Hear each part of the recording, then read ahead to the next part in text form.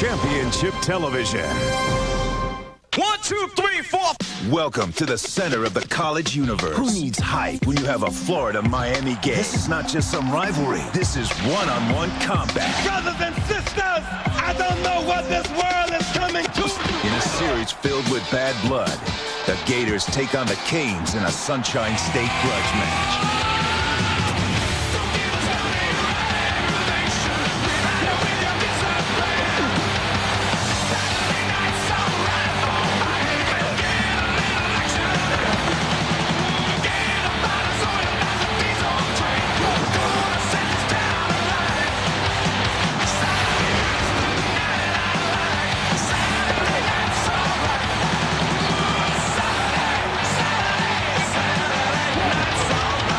Miami and Florida, coming up next on ABC Sports.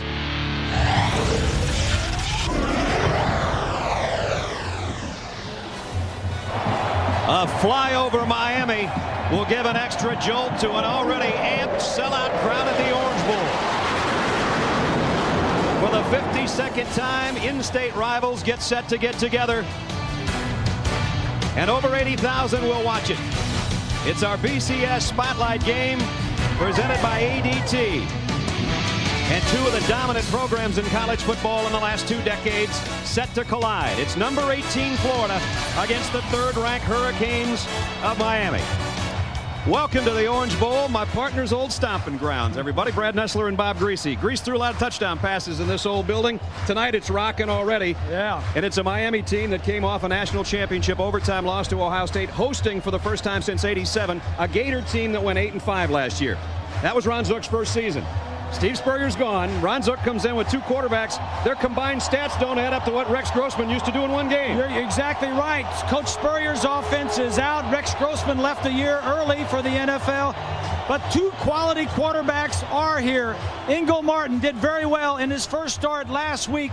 And the phenom around Gainesville, Chris Leak, the true freshman, scored on 4 of 7 drives last year. They're excited about this team and about this game tonight. Both teams off to a 1-0 start. A guy who started in his hometown last week and won his first game as a Hurricane quarterback is Brock Berlin. I think everybody knows the story. He's an ex-Gator. It's an interesting situation. He started 1 game for the Gators. He started 1 game last week for the Hurricanes. Now he makes his first start in the Orange Bowl. And I think the Canes were in the championship game the last 2 years. The defense is good enough. The offense, if Brock Berlin comes through, might just be good enough to get him back for a 3rd straight year. We know one thing, when these 2 teams get together, there's athletes and great players all over the field. Best one on the field tonight, who do you think? Oh, that's a tough question. But I'd take Kellen Winslow and go and let you have the rest. They call him K2, one of his many nicknames. He is the guy that obviously Brock Berlin's going to be looking for. He's going to be a marked man for the Florida Gator defense. Can they stop him? Here comes Miami.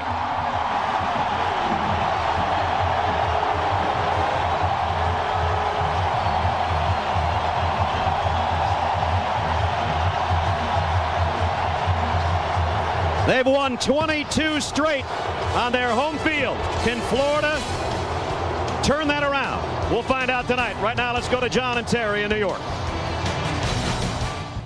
Get set. Florida won the toss and deferred. On a hot night, 87 degrees, 67% humidity. There is a little bit of a breeze. Bob, you're down on the field before the game. Is it going to be a factor? You know, I think this is a good idea. This game is at night, because if it was in the afternoon, boy, they'd be going through players like mad. But the wind will be a factor a little bit. I just hope the rain holds off. I'm looking for some sparkly, some fireworks and some sparkles here tonight, both from the offenses and the defenses. The weather's been good to us today when it was so threatening with a hurricane over Bermuda and a tropical front that's been moving over Florida. But we haven't had any rain today. We had a lot in the last 2 days. That's Devin Hester. Matt Petrovich to kick off. And we're underway in Miami. Hester from the 3. Streaks across the 30. He might be gone. Petrovich, the kicker, to beat. Forget it. It's going to be a touchdown.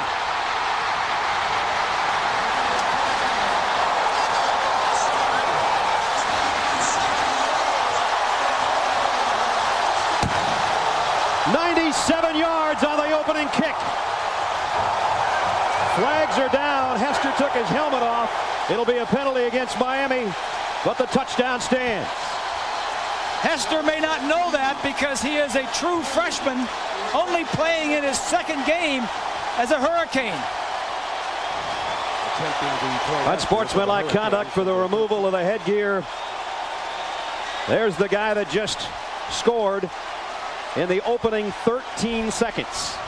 Well, I said there was going to be some fireworks on offense and defense.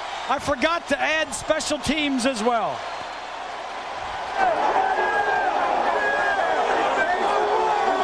Hester out of Riviera Beach, Florida, has lit up the crowd. After the touchdown.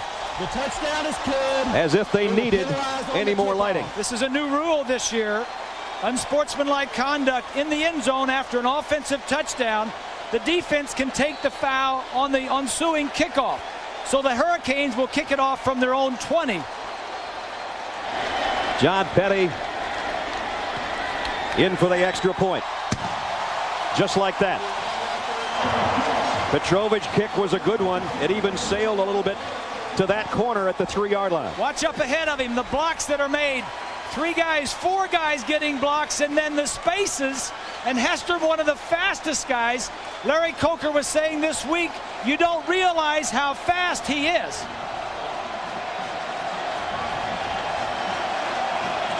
And here comes the helmet.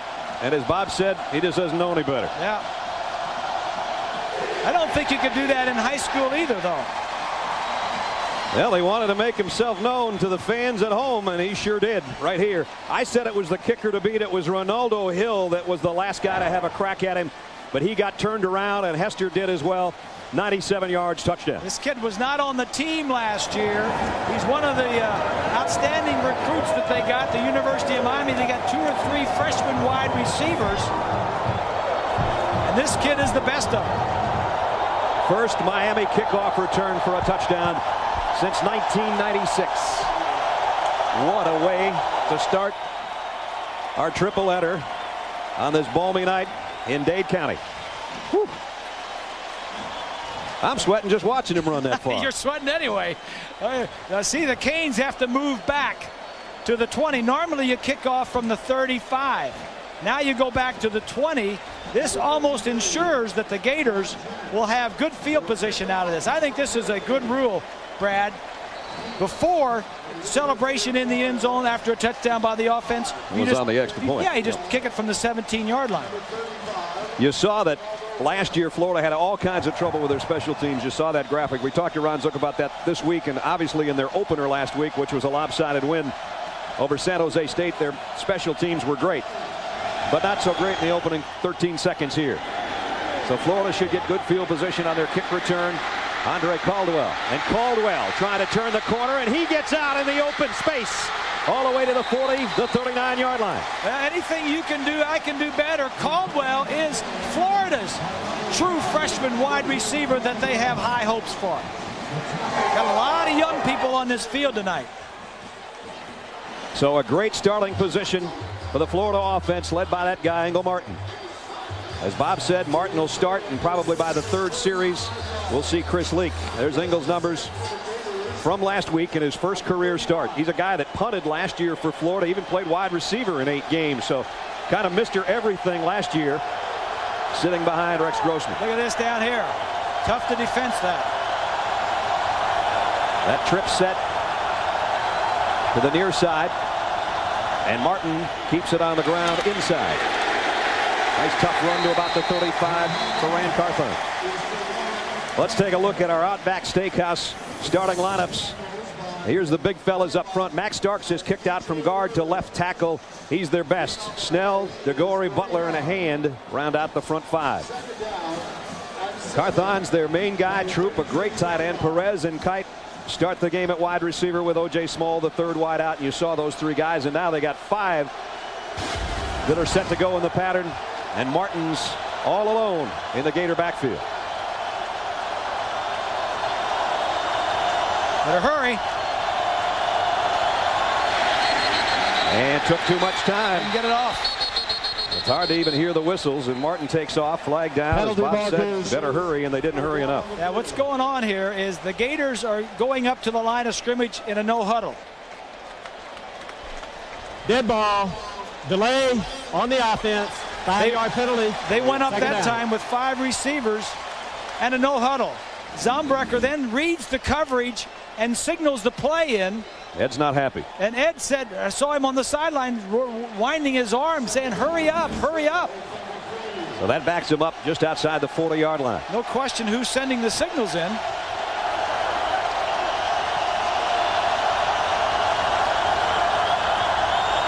Martin from the shotgun with a blitz. Over the middle. Completes it. Nice coverage, but a pickup of 5 as he got it to Kelvin Kite. Kelvin had 2 touchdowns last week in the win over San Jose State. Miami defensively. They lost a lot of guys that are playing on Sundays now. Here's their front 4. Will Fork is the big fella inside. Carroll, Harris, and Atkins round out the front 4. Linebackers rangy and good. Williams had a fumble return for a touchdown last year. Vilma's their leader. Here's the secondary. Sean Taylor the best back there, but they're all good ones. 3rd down and 7 Gators. Quarterback draw for Martin. He's got the first and then some. Nice call. Weaves his way to the 22. First down Florida. I like that call. Zombrecker saw that they were matched up everywhere against man-to-man coverage, and nobody was left to cover the quarterback, to take care of the quarterback. No linebackers, no DBs, nothing. Good call. So Florida trying to work its way down, calm down the Miami fans that were lit up in the opening seconds on the kickoff return for a touchdown, and now they're threatening themselves after their good kickoff return. The penalty, of course, helped that by where they kicked off. And that's first down Florida just inside the Canes 23. Here they come. Movement. Flags down. Might have been Randy Hand who lifted his hand. Referee tonight is Steve Shaw. And here's the call. Dead ball. False start on the offense. 5-yard penalty. First down. Larry Coker, coach of the year 2 seasons ago in his rookie campaign, took the Canes to a national championship. Took them to another championship game last year and lost in overtime to Ohio State. He's only tasted defeat once in 26 outings. Here's a flare out in the flat. Canes defense swarms over there. John Vilma led the way. Vilma found him. That's like a long handoff to a running back, and Vilma just said, hey, I'm getting out there and make a tackle. That was not didn't look like a running play to me. 51 right there. Man, and he delivers a hit. So they got the 5 from the penalty back. Caldwell paid the price, and now it's 2nd down and 10. Martin again taking his time. Backs up into the gun. Carthon off tackle, broke one, and he's going to have what looks like another first down for Florida. Sean Taylor made the stop, but Rand Carthon's got a first down. Nice run by Carthon. If you want to get at this Miami defense, and not a bad way to do it is get him on the ground running. Last year they were 72nd in the nation against the run and 1st against the pass. 5 wideouts, empty backfield except Ingo Martin. Trying to lead Florida to a tie here, and he runs smack dab into the teeth of Barack Atkins. So he had a nice quarterback draw, but he paid the price for a 1-yard pickup there.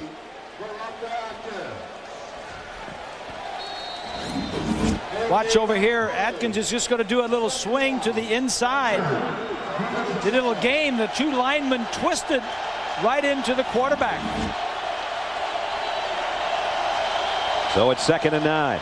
They can get a first down inside the 2-yard line.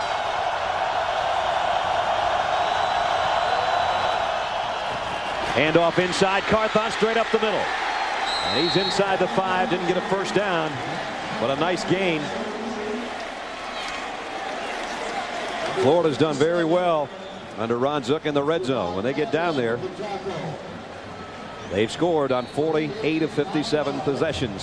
So this is possession number 58 upcoming. And boy, would they love to tie this ball game up and settle things down. You just give up a touchdown like that on the opening kickoff, and it takes a lot out of you. Yeah. And again, running right up the middle, inside the ends, running right at the inside tackles of the Hurricane defense. And a very important third down, so a timeout upcoming. We're not quite 5 minutes into the game, and we've already got Miami in front on a kickoff return for a touchdown. But Florida with a 3rd and 1 coming up, and maybe a touchdown to tie it up when we come back.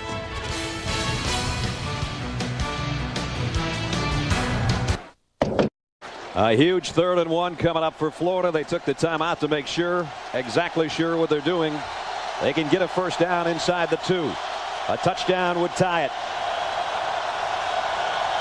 Smalls in motion. Martin rolls that way. He's in trouble, and down he goes. DJ Williams, the outside linebacker, with a sack. And a loss of 6. Had a man open in the end zone. If he would have found him soon enough.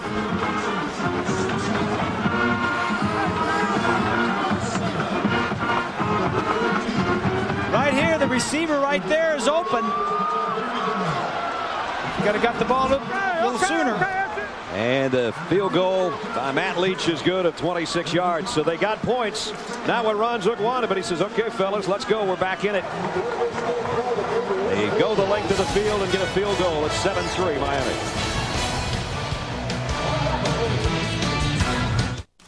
ABC Sports presentation of college football brought to you by Outback Steakhouse. No rules, just right. Nissan and your Nissan dealer. SBC, ordinary people, extraordinary job. And Miller High Life, to live simply, proudly, boldly, manly. This is the High Life. It's been an exciting 5.5 minutes of football as well. From the Orange Bowl, the Canes, that guy scored in the first 13 seconds of the game. And Florida's just taken it 29 yards in 5 minutes plus to get a field goal of 26 yards. 7-3 our score. And only had to go 29 yards to kick a field goal. That follows Devin Hester's celebration. The 15-yard penalty, the short field for the Gators, helped them to get 3 points. So the Nissan drive was a short one. 7-3 our score, and a high short kick this time. Very short. And kicking it deep again. Fielded at the 17. Sean Taylor. Taylor trying to weave his way through some traffic. Still on his feet. He's got great strength. Here's Sean Taylor in the open field. And now Hill's the man to beat again. All the way to the 15-yard line. It's a kickoff return party in Miami. 67 yards. Glad they didn't score because he wants to get on the field. This is the free safety, one of the best in the country. Sean Taylor was a running back and defensive back at Gulliver High School here in Miami. Scored 44 touchdowns his senior year. He knows what to do with it when he gets it under his arm. Does he ever? First down, Canes inside the Gators' 15-yard line. First snap for the Hurricane offense. Berlin fires down the sideline, complete. Kellen Winslow. He's out of bounds. He's talking to the side judge back there, the pylon. They're going to have to replace that, and they'll bring it back to the 15. Kellen, number 81, going to run a little swing on the linebacker. Oh, I don't know about that. I think he's in. The officials seem to be blocked out by Winslow. Well, I don't know. The left foot was in, the right foot was out. It's just a matter of which one came down first. That's exactly right. I still think the left had a little tap before the right, but here's a penalty marker. Movement on the left side. Winslow's pointing at Florida, and he looks like he might have been the guy that jumped.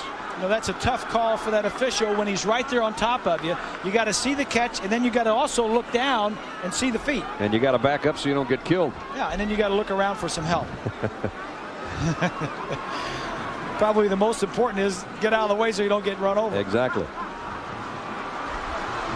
Dead ball. False start on the offense. 5-yard penalty. Second down. So that backs it up to the 20-yard line. Get into the game with Enhanced TV. Play along, get up to the minute stats, vote and polls. Enhanced TV is live now at ESPN.com. Brad Nessler, Bob Greasy, Lynn Swan, and a sold-out Orange Bowl in Miami. And we have had, as Bob said, he expected sparks and fireworks. And in 6 minutes, we've got a 7-3 score. And the Canes are in the Florida Gator red zone again.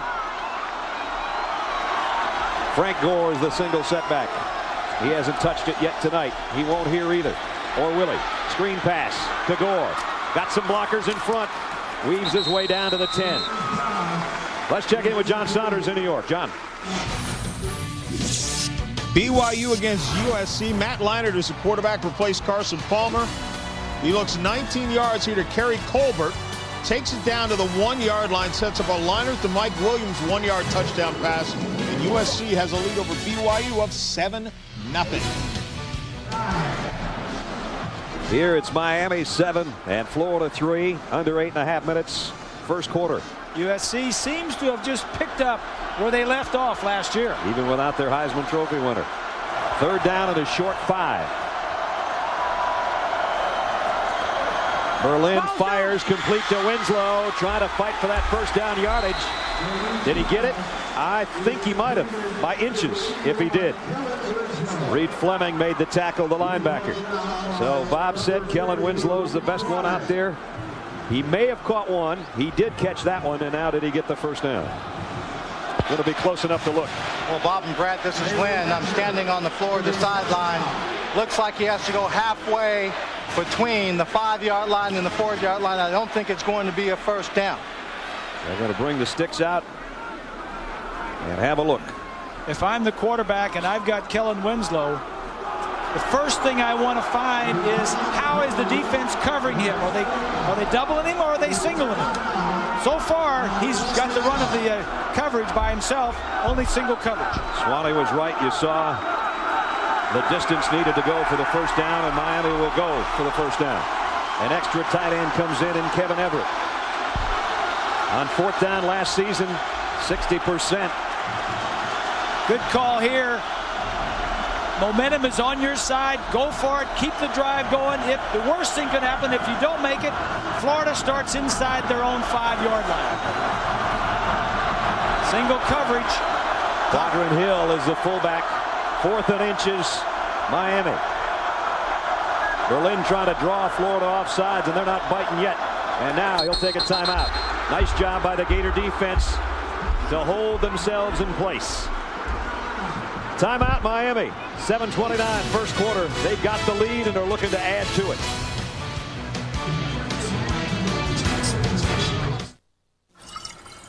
Before the timeout, Miami tried to draw Florida off sides to get the first down on 4th and inches. They'll go for it anyway after the timeout. I still like the call. The kicker is a freshman. Both kickers for Miami are freshmen. I got my chances. Single coverage up here. It'll be Berlin with the quarterback sneak, and he's got it easily. Brock Berlin gets it 1st and goal for the Canes. Followed Chris Myers, one of the offensive captains, off the right guard. And it's 1st and goal. Big number 64 there is Butler. He's starting it, making his first start at right tackle because of injuries in that offensive line. Joe McGrath and Carlos Joseph both on that offensive line not playing tonight. Gore in the Cane backfield, and Kellen Winslow's the motion man. 1st and goal. Gore hit in the backfield. Nice open field stop. Darrell Dixon, the captain, the senior from the secondary, makes the stop. Dixon, one of the leaders of this group. He missed last year with a shoulder injury. His teammates thought so much of him. They said, we got to have him on every road trip. We want him at every team meeting. We want him any place we can get him because he's a leader. And he did go to all the games last year despite the fact he didn't play. And he makes a big hit on Gore back at the 6-yard line. Yeah, he was a starter a couple years ago. As you said, missed last season. Now the trips are to the left side for the Canes. And Berlin throws second down and dropped it. Kellen Winslow had it in his hands. Matt Jackson was there to rile him just a bit, but Kellen knows he probably should have had that one. Well, you got Winslow, who is 6'5", out on Ratliff, who's 5'10". You got single coverage.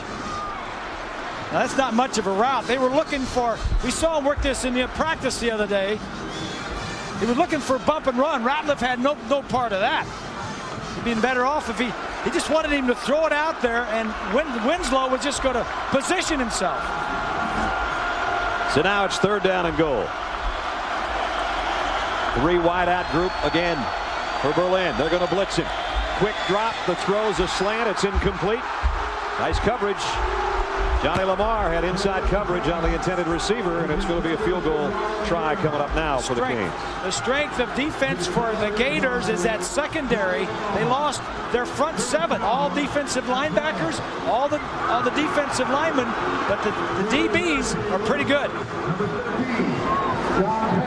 So the Gator fans are happy that their defense slows down the Canes, and John Petty comes in to try a field goal. Petty missed his first one of 42 yards last week, and then hit from 23 and 32.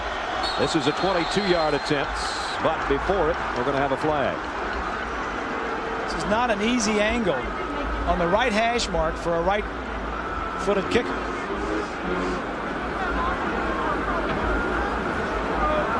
And it's going to be a 27-yard field goal attempt shortly. Dead ball, false start on the offense, 5-yard penalty. Yeah, I think moving it back 5 yards makes it easier. I was going to say, you were talking about the angle. This should help it. Joel Rodriguez, number 70, is the guy that came out of his stance a little bit there on the left side. The 2 kickers for Larry Coker graduated. They had both been 3-year starters. Never had to worry about that facet of the game. They had that taken care of.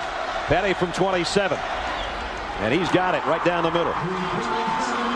So another great kick return. This one by Sean Taylor for the Canes. But Miami's defense, Ron Zook's group, tightens up, forces a field goal. Miami's field goal makes it a touchdown difference. 10-3 here with 6:08 remaining first quarter. Let's check out elsewhere what's going on as we head to Times Square Stadium in New York. Here's John. Well, you guys have 2 of the powers out of the state of Florida. Here is the third. Florida State against Maryland. Greg Jones, how is that knee?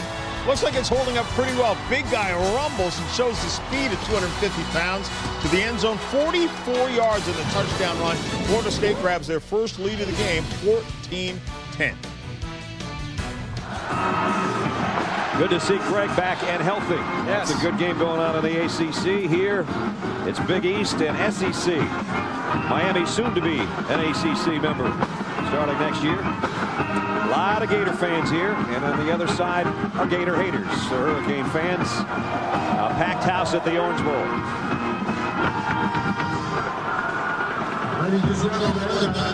Miami, as Bob said, every time they touch it, whether it's offense, defense, or special teams, they look to score. And last week, they did just that. This is the first time Antrell Rolls ever touched it as a punt returner, and he goes 66 yards for a score. And DJ Williams scooped up a fumble. I mentioned that when we did the lineups. He went 78 yards. And then the interception by Antrell Roll and a 30-yard interception return for a touchdown. Here's the kick to the 8-yard line to Andre Caldwell. Boy, he took a pop as he got to the 20.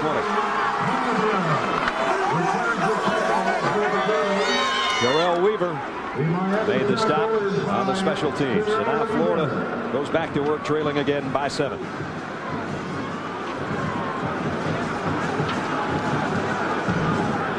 And it'll be Ingo Martin still at quarterback. As we anticipated, he'd play the first 2 series, and then the true freshman Chris Leak would come in as the signal caller. Coming up, the Valvoline halftime show. John and Terry will have scores and highlights from around the country. Those 2 guys put in a long day. Long day. Part of our triple header. Martin from the shotgun. And the draw play inside Carthon. Trying to outrun John Vilma, and does. Carthon's got good speed, and he's got a first down.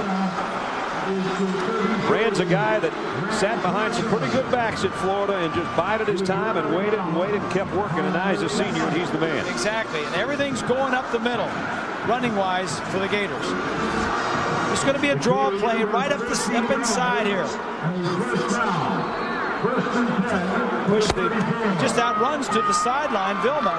But everything started inside. They don't want to run anything wide against these Hurricanes. Now they've got good field position to work. 34-yard line. A handoff again. This time it's Deshaun Wynn. And Wynn got about 5 before Orion Harris brought him down.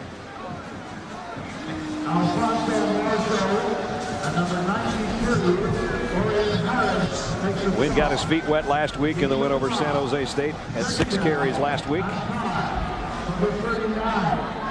And gets his first touch tonight. Good for 5 yards. Second down and a long 5 upcoming. 5:20 remaining first quarter. And again, Martin has worked a good portion of this quarter from the shotgun.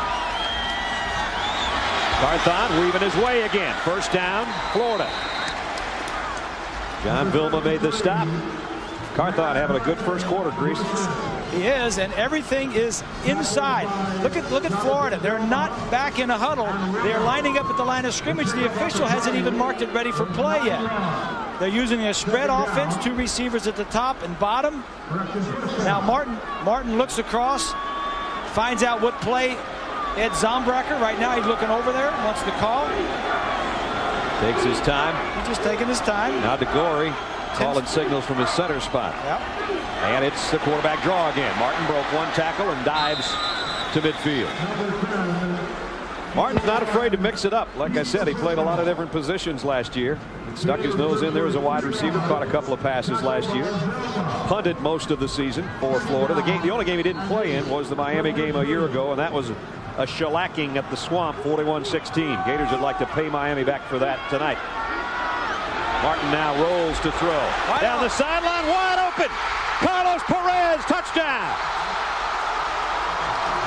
50 yards.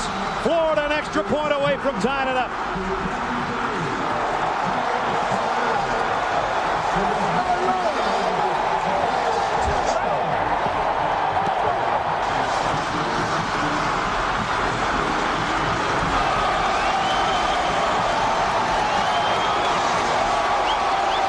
Just like that, Florida about to tie it. The way you beat Miami is run inside between the ends and throw deep on their corners.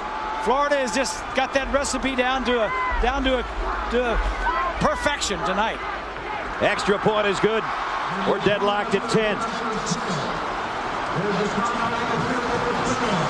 Some confusion, obviously, in that Kane secondary, Bob, because Perez was all by his lonesome. This is Jennings on the outside. He's got help from Sykes right there. Sykes blows the coverage. He just comes up. He's supposed to have the deep outside. And Bob, I think what happened is Sykes took a peek inside, saw the quarterback scrambling to the outside, thought he was going to make the move, and then he just went right by him, left his position. And Randy Shannon has talked to his team a lot this year about staying in your position, not blowing the coverage, trying to make an individual play. Perez, a career-long reception of 50 yards for the touchdown. That's a happy offensive coordinator right there. As you saw Ed Zombracker going up and down the line there. His 8th career touchdown for Carlos. And what they're not doing, they're not sitting in the pocket and allowing Miami to put pressure on the quarterback, because they can rush the quarterback. That time they knew it was going to be a pass, so he got him outside the pocket. They broke the coverage. Perez got down the sideline. Martin put it on the money. So now we're even at 10. And Florida, Matt Petrovich set to kick. The kickoff returns have been unbelievable. 97 yards for a touchdown for Hester to open the game, and then 67 for Sean Taylor the second time on the high short kick. This one is that same high short kick to the 20, and somebody called fair catch. And so that's where Miami will start right there. Next Saturday, we've got another terrific college football regional triple header for you. Noon Eastern, You'll see defending national champ Ohio State against NC State or Arkansas and Texas. Then at 3:30, Notre Dame takes on Michigan in the Big House. And at 8, you can catch Penn State, Nebraska, Georgia Tech, Florida State, or Illinois, UCLA. Check your local listings for the games in your area. A lot of surprises today. A lot of shocks around college football in this early part of the season.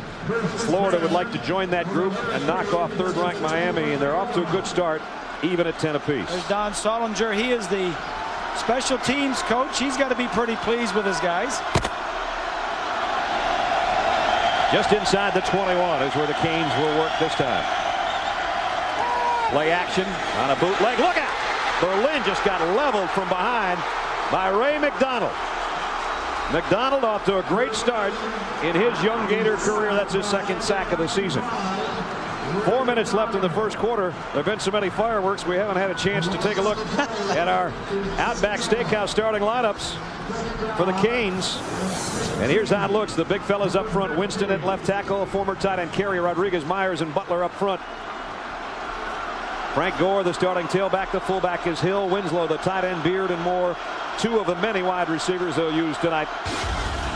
It's second down and 16. And now flags down.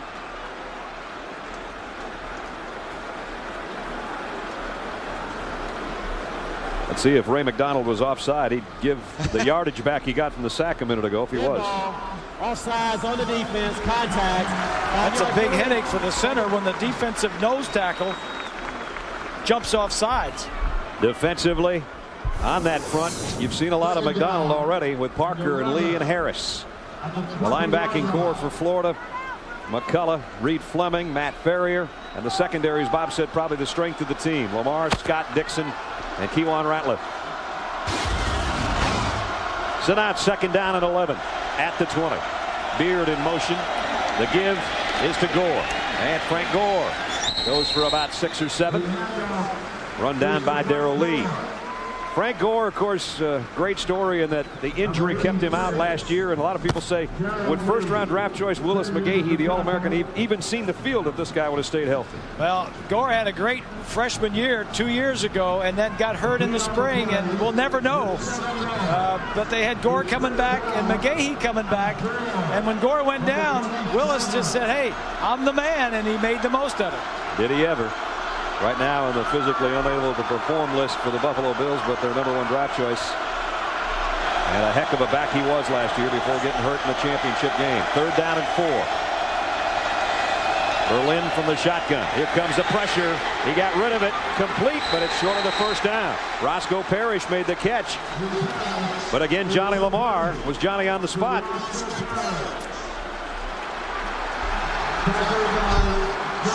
Fourth down.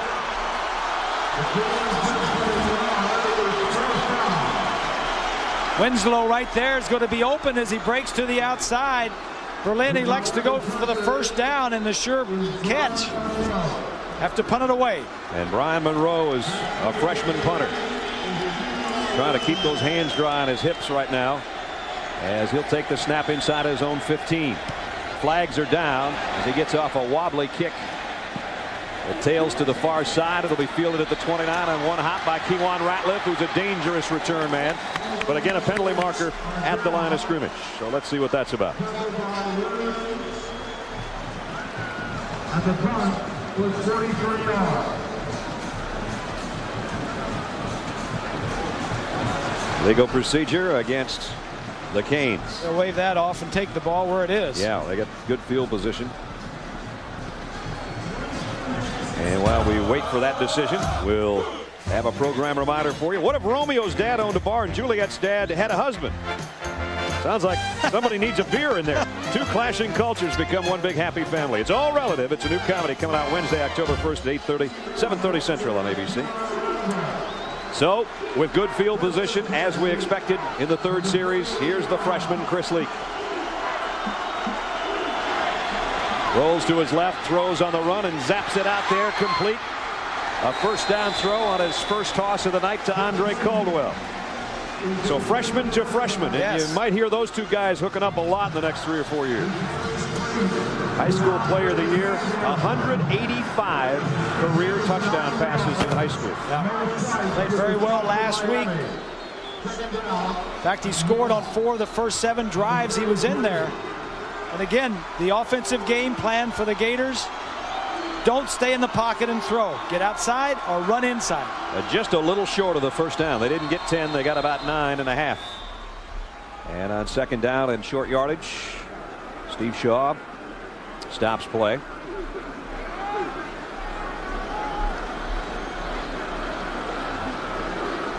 Reset the 25-second clock. The 25-second clock did not start. Meanwhile, the game clock has less than a minute in this first quarter, and it has been everything we expected and then some. Second down, less than a yard. Chris Leak in the shotgun. Set to throw and fires one. Should have been caught. Dallas Baker had it and dropped it. And Baker might have been off to the races had he been able to hold on to that. And that's 3rd and 1. He's got a hurry up play here. Take a look at this one. Should have been caught. Right through his arms. On 3rd down, Carthon. First down run for the Gators. Another tough run by Ram Carthon. First down, Florida. Florida doing a nice job of mixing up the tempo of the game. They're never huddling. They're always at the line of scrimmage. Sometimes they take their time and run the clock down to 2 or 3 seconds. Other times, like right then, they hurry up, line at the line of scrimmage, and run a play.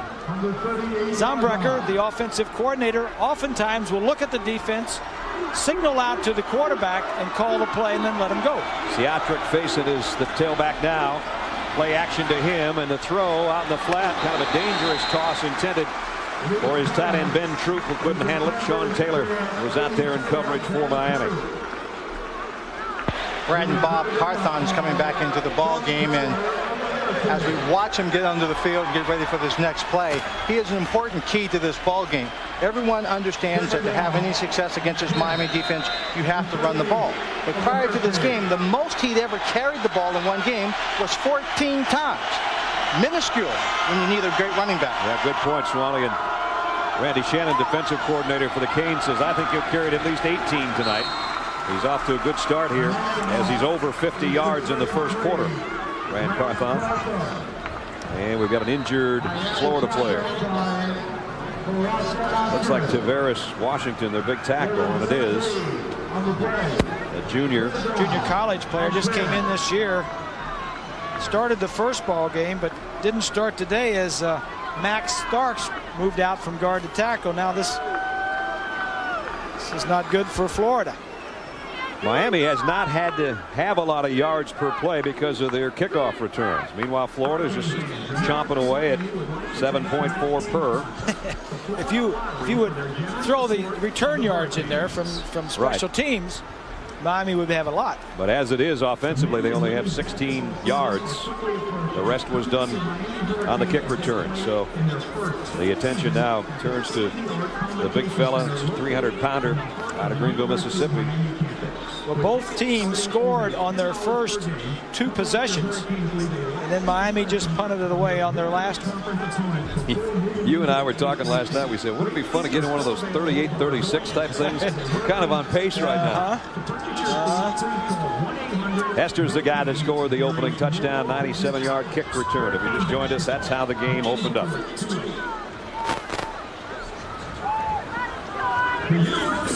Take a look at the replay, see if we can see where Washington's injured. Oh boy, yeah, he got rolled up on. You know, that happens to a lot of offensive linemen. If you leave your feet, if you don't have happy feet and keep your feet underneath you, if you can't get them spread out somewhere, you get a lot of heavy bodies falling all around you. You can see he's got not a brace but a sleeve on that particular knee. It doesn't look like it's a knee brace, though, which would have helped the cause a little bit on that. And most offensive linemen these days do wear knee braces on both knees. Bob and Brad, just for your information, the Florida team does not give out injury information during the course of this ball game. But we'll just keep an eye on them, see what they do to him, see if he can come back into the ball game. All right, Swanee. At the 38, crowd coming to life. 3rd down at 10. The freshman quarterback, Chris Leak, in trouble. On the run, weaving his way through traffic, but down he goes. John squared off and dropped him. And it's 4th down. Chris said in high school I could outrun those defensive linemen. That's the end of the first quarter, and a good one it was. Miami struck early. Florida battled back. The end at 1 at the Orange Bowl. The Hurricanes 10, the Gators 10.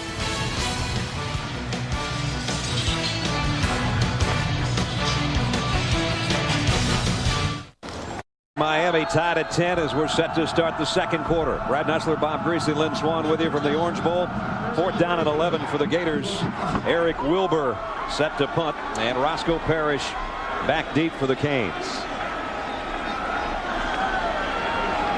Wilbur, a freshman.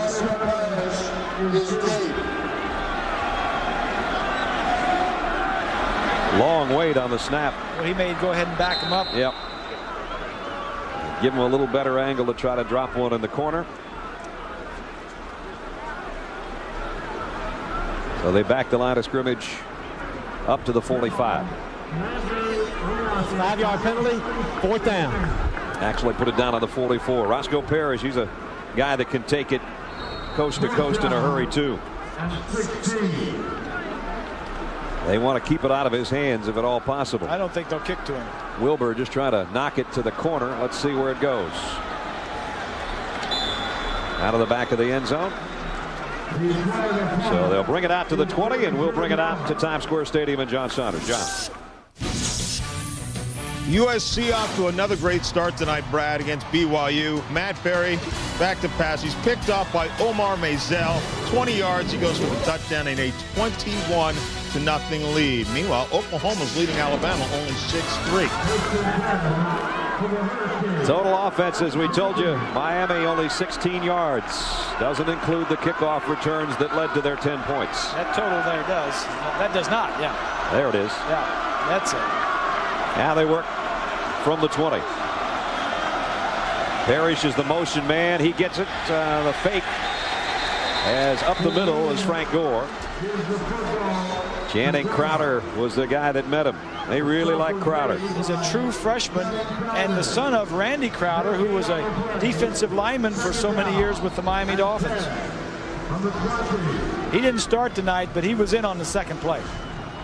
Suspended last week, he and Charles, the other linebacker, but he's catching up tonight.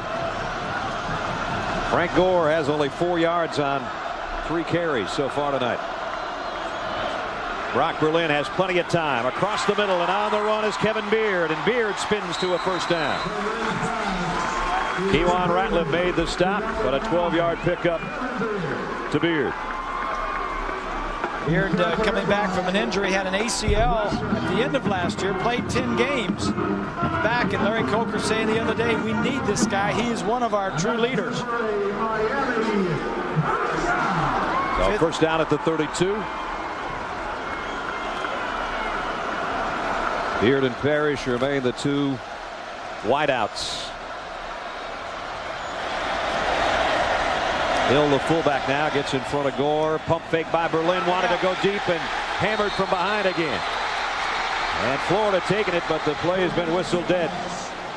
And Channing Crowder is making Brock Berlin look like chowder right now. Number 55, right in front of you, Chowder. Crowder does a nice job of avoiding the block of Winston. Winston tried to throw a little cross body block. Brock did a good job of just getting his arm going forward, or that would have been a fumble. Well, Winston, the left tackle, was a tight end last year, converted to tackle, and has been doing really well. 2nd down and 10.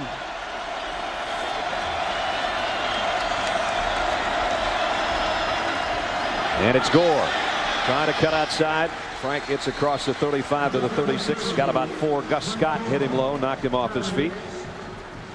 13.5 minutes to go in the first half. Sold out Orange Bowl in Miami for the 18th ranked Gators and the 3rd ranked Hurricanes. And this one started with a bang, a 97-yard kickoff return for a touchdown, opened things up. Florida came back, got a field goal, so did the Canes, and then Florida tied it on a touchdown passes. Carlos Perez was wide open, a 50-yarder from Ingle Martin. And now the Canes trying to battle back to find the lead again here in the second quarter. 3rd down and 6. Laycock winding down on Brock Berlin. Is he going to get it off just in time? Over the middle. Roscoe Parrish, I don't think his knee ever touched. Somehow he kept his balance and he might have gotten a first down.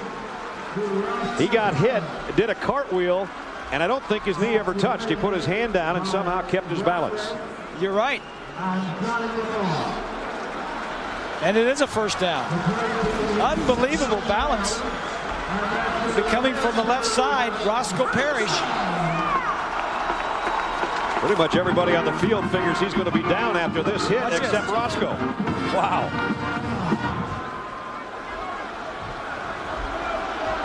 That's some acrobats right there. Boy, that's something. First down on a great effort by Parrish at the 43.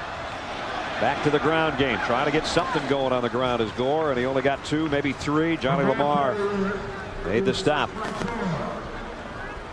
It's not easy slip right now, the rushing attack for Miami.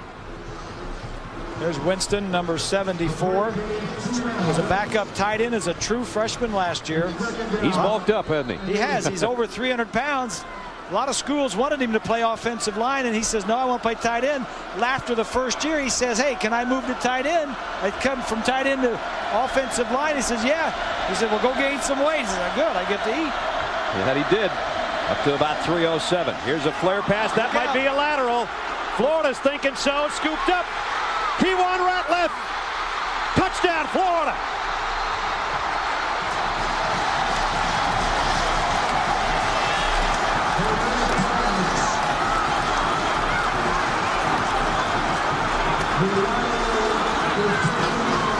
The rule is if the ball is thrown backwards, it's a lateral.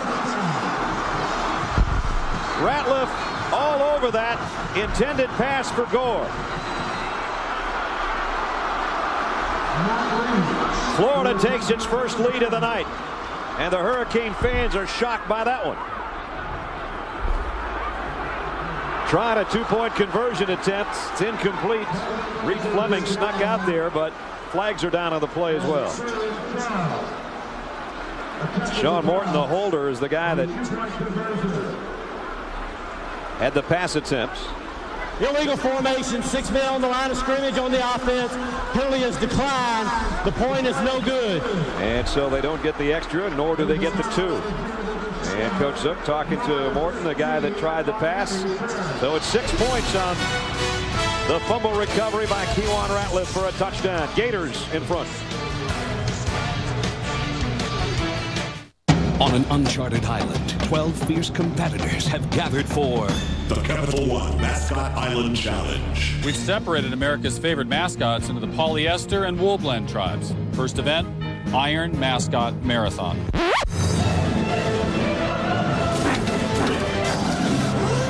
Cast your vote for the National Mascot of the Year at CapitalOneBowl.com. Tune in the Capital One Bowl to see who wins.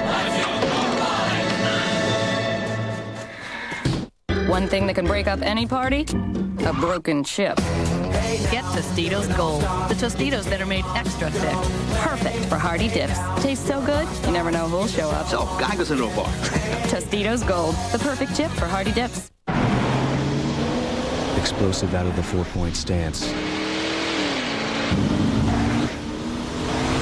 The newly redesigned 2004 Pontiac Grand Prix.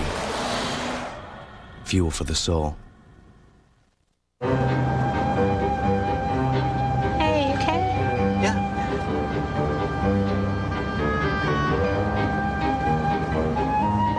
Life's little expenses. Another good reason to keep your car around. That's why at 75,000 miles, switch to Valvoline's Max Life. Its added ingredients help prevent wear on critical parts. Hello, gorgeous girl.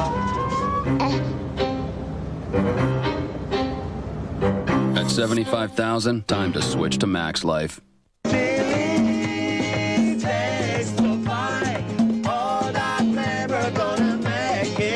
Spicy garlic shrimp, fire grilled chicken, and our famous baby back ribs. Chili's Fajita Trio.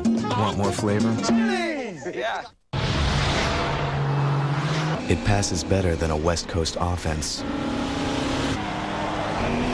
The newly redesigned 2004 Pontiac Grand Prix. Fuel for the soul. New season. Same rules. Excuse me, these are my daughters. 8 Simple Rules returns Tuesday, September 23rd on ABC. Let's take another look at that pass. I don't think there's any doubt it was a lateral, Bob. I don't either. Watch where Berlin throws the ball from. Right there. And it lands a yard behind. 2-yard stripes back from the solid line.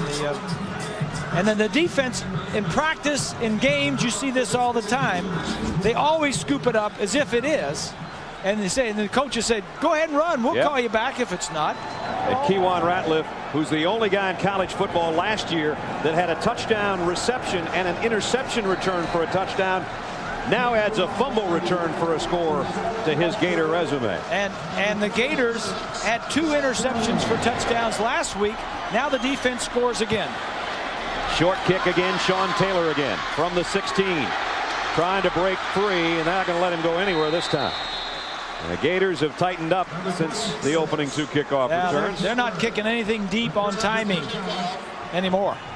Kick it as high as they can and either force the fair catch or let their return group get down there and cover it. What it does, it messes up the timing of the return. You kick it high and to the side. That lets all of your defenders that are going downfield know I'm going to kick it high and to the right. So everybody go to the right.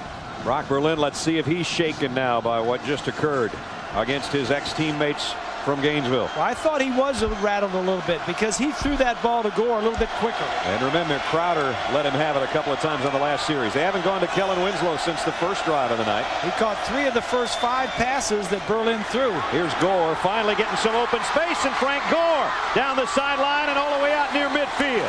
Yeah, I don't think Frank Gore has really gotten in the groove yet this year. He laid out a year, played 1 game, got over 115 yards, but that run right there looked like the Frank Gore of a couple of years ago. He just ripped off 30.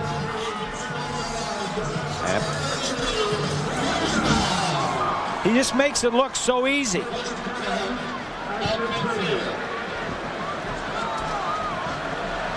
Gore with great speed once he gets that corner, and there's the move. Oh boy, that's a nice move he put on Daryl Dixon. Boy, Dixon almost hurt himself. To the midfield stripe, first down Canes. Now off play action. Who's Berlin want? Deep middle, got him, Roscoe Parrish, but he couldn't hold it. Play. Beautiful throw, and Dixon again, who was juked out by Gore, this time makes a play. Yeah, Dixon comes back and makes amends quickly. Good play offense. Good pitch and catch. Now Dixon's going to catch the ball. Right there. Just comes in, just knocks it out.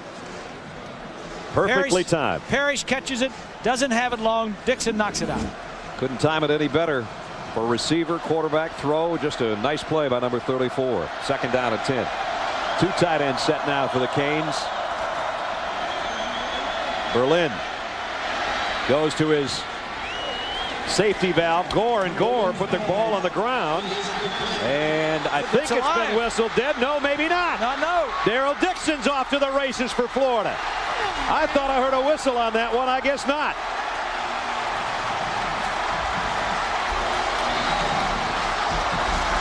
And Dixon, who made a great play on the previous snap, scoops up the fumble and goes 34 yards. There's the throw to Gore. Now he's trying to get some extra yardage. Comes out. Yeah, it's out. It's out before he. But Dixon, I think, is kneeling down when he picks it up, which means he would have been down right there.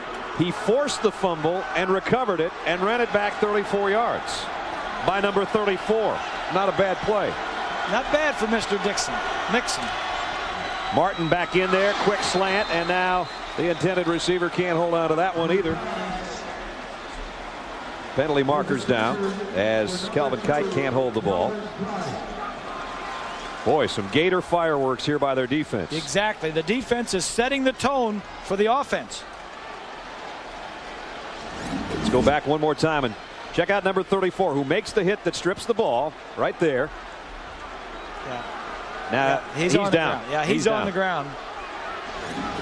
So the ball should have been marked dead there and given to the Gators. Spot, repeat first down. So the turnover story, Miami's had a couple just in the last couple minutes, and Florida trying to take advantage of another. They did on the first one, scooped up by Ratliff. They missed their 2-point conversion, so they lead by 6. And now they got a first down at 25. It is not 1st and 15, as you see right there. It's 1st and 25, and it's Ingle Martin throwing incomplete. Intended for O.J. Small, and he got it a little bit too far out in front of him.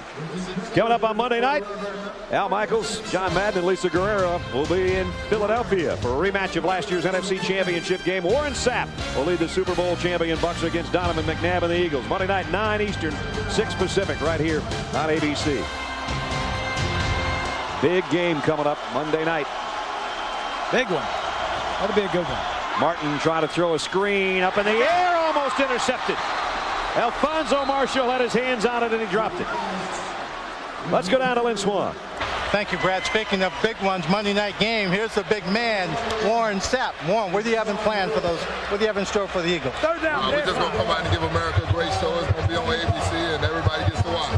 You know, last year you guys played the whole season. You know, everybody saw what a great team you were. You were hardly on national TV games. Now you open up the season on Monday night. It's the biggest show on earth, and got two of the best teams in America going at it, and it should be a great show. Let's do our Super Bowl bump. There we go.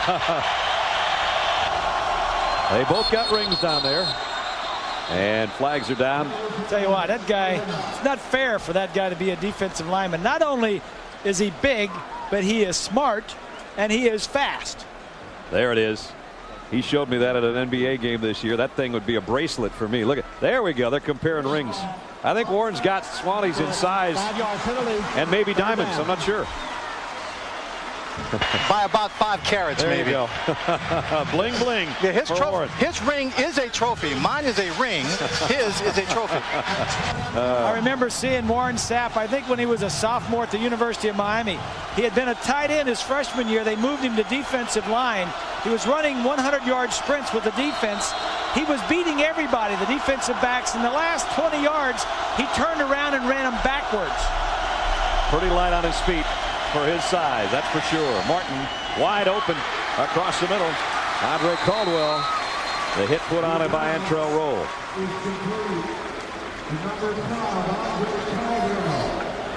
So still long yardage coming up with less than 10 minutes remaining in the half. Florida leading on a defensive play. Kewan Ratliff's fumble return for a touchdown has him in front 16-10.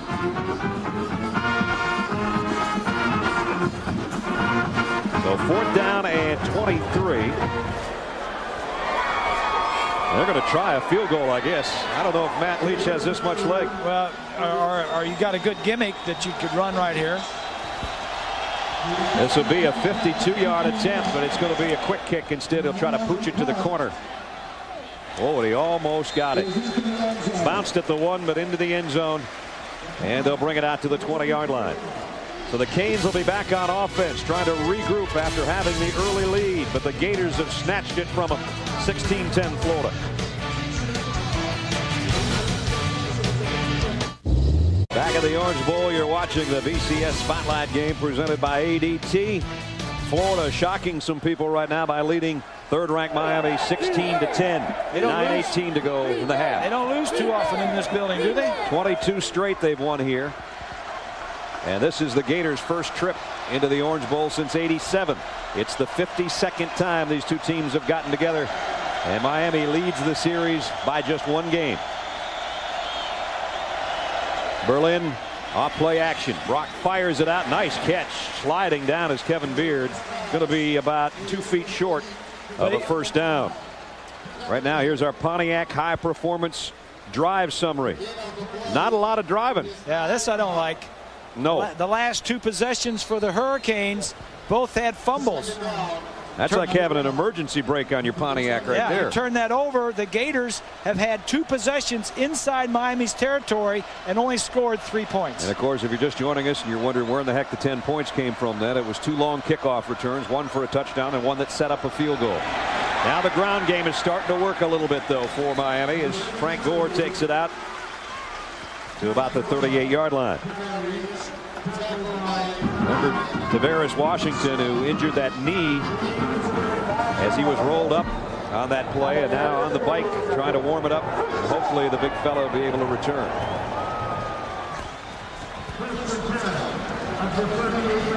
First down run by Gore, 1st and 10, 8:20 remaining in the second quarter. Hill, the fullback, in movement in the backfield, but it's Gore again, and Gore again gashes the Gators secondary all the way to the 41-yard line. Such good running and blocking up front. He only needs a little gap. Penalty marker down at the midfield stripe. See if there was an illegal block after he got out there. I don't know what the call. It's a strange spot for a penalty marker unless there was a clip in there someplace. Illegal block in the back on the offense. 10-yard penalty from the spot of the foul. Repeat first down. And that is the call.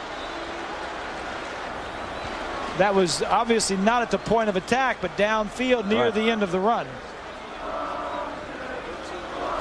Bob and Brad, prior to this ball game, there was a lot of conversation coming out of the University of Florida about Frank Gore not being all that. They were talking about McGahee was the man that Gore wasn't as good as McGahee.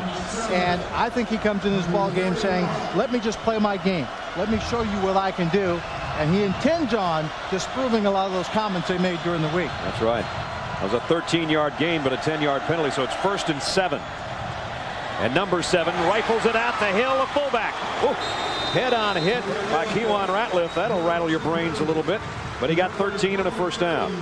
And that's why Quadrant Hill is in there playing. He's not the physically most gifted player probably on the Canes roster. He's a fullback. He's only 216 pounds. Most fullbacks in college weigh 240 or 250, and you're a blocker. Quad is in there because he never blows an assignment. He's very smart. He knows who to block. And he can catch it. And he can catch the football. And he got a first down at the 46-yard line.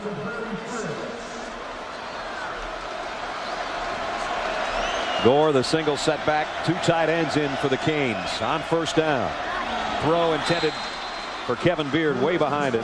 Yeah, I think Brock Berlin is a little bit off. He's been throwing. That time he threw the ball way too quickly. The receiver wasn't anywhere near it. The completion before, about 3 or 4. Beard was running a curl and he threw it to the outside. It's definitely a quick pass, 3-step drop. Beard was just not ready for the football. So 2nd down and 10. 7 minutes and change remaining in the half. 16-10 Florida. Draw play.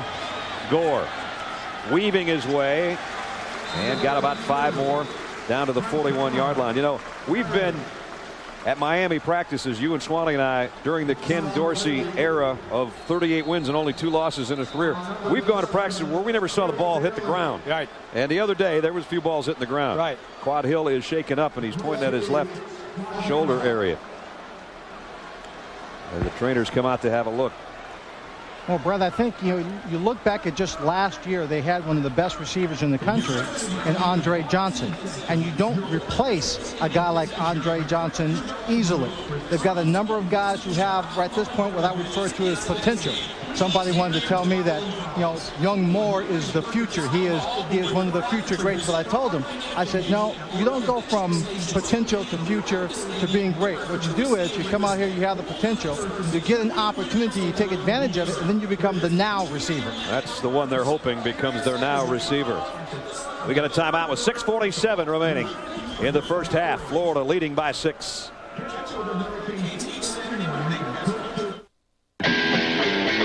Quadrant Hill heading to the Miami locker room a little bit before halftime. Shaken up on that last play had the look of a stinger as he was trying to shake his shoulder off as he came to the sideline. But we'll try to get a report. It's 3rd down and 5, probably the most important 3rd down so far of the ball game for Miami. Big play. Winslow is wide to the right side, the rest of the receivers to the left, and again it's Winston who comes out of his crouch a bit too early, and it'll force a 3rd down and 9 coming up.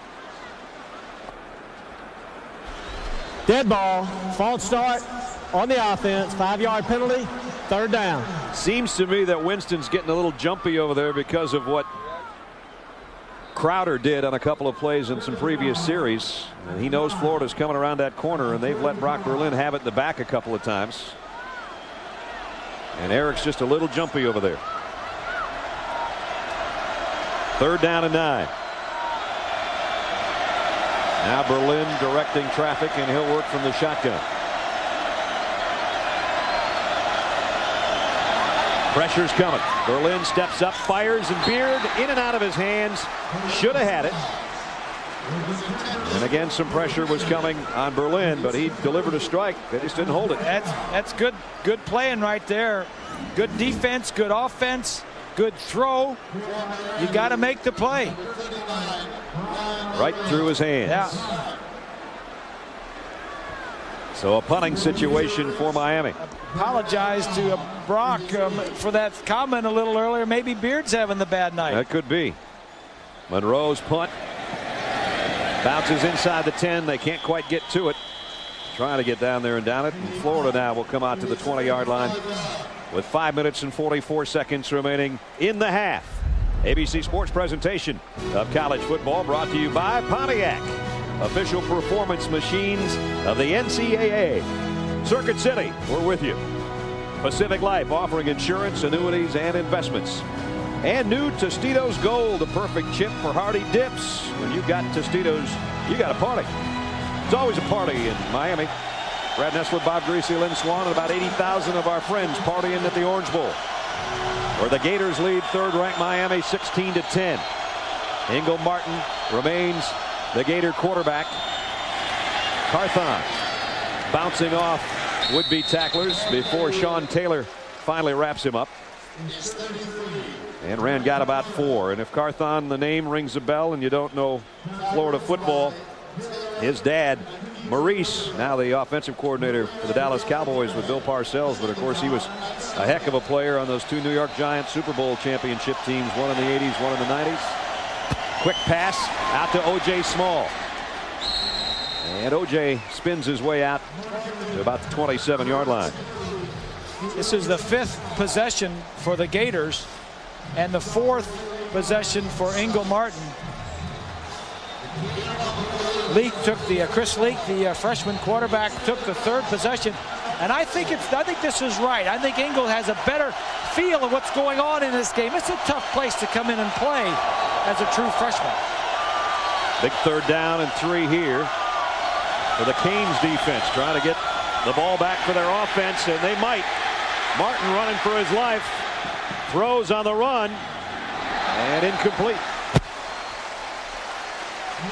Thomas Carroll was the guy giving chase, and Ingle was running for his life. They did a nice job of avoiding a negative play, keeping it alive, but the Canes were all over the receivers.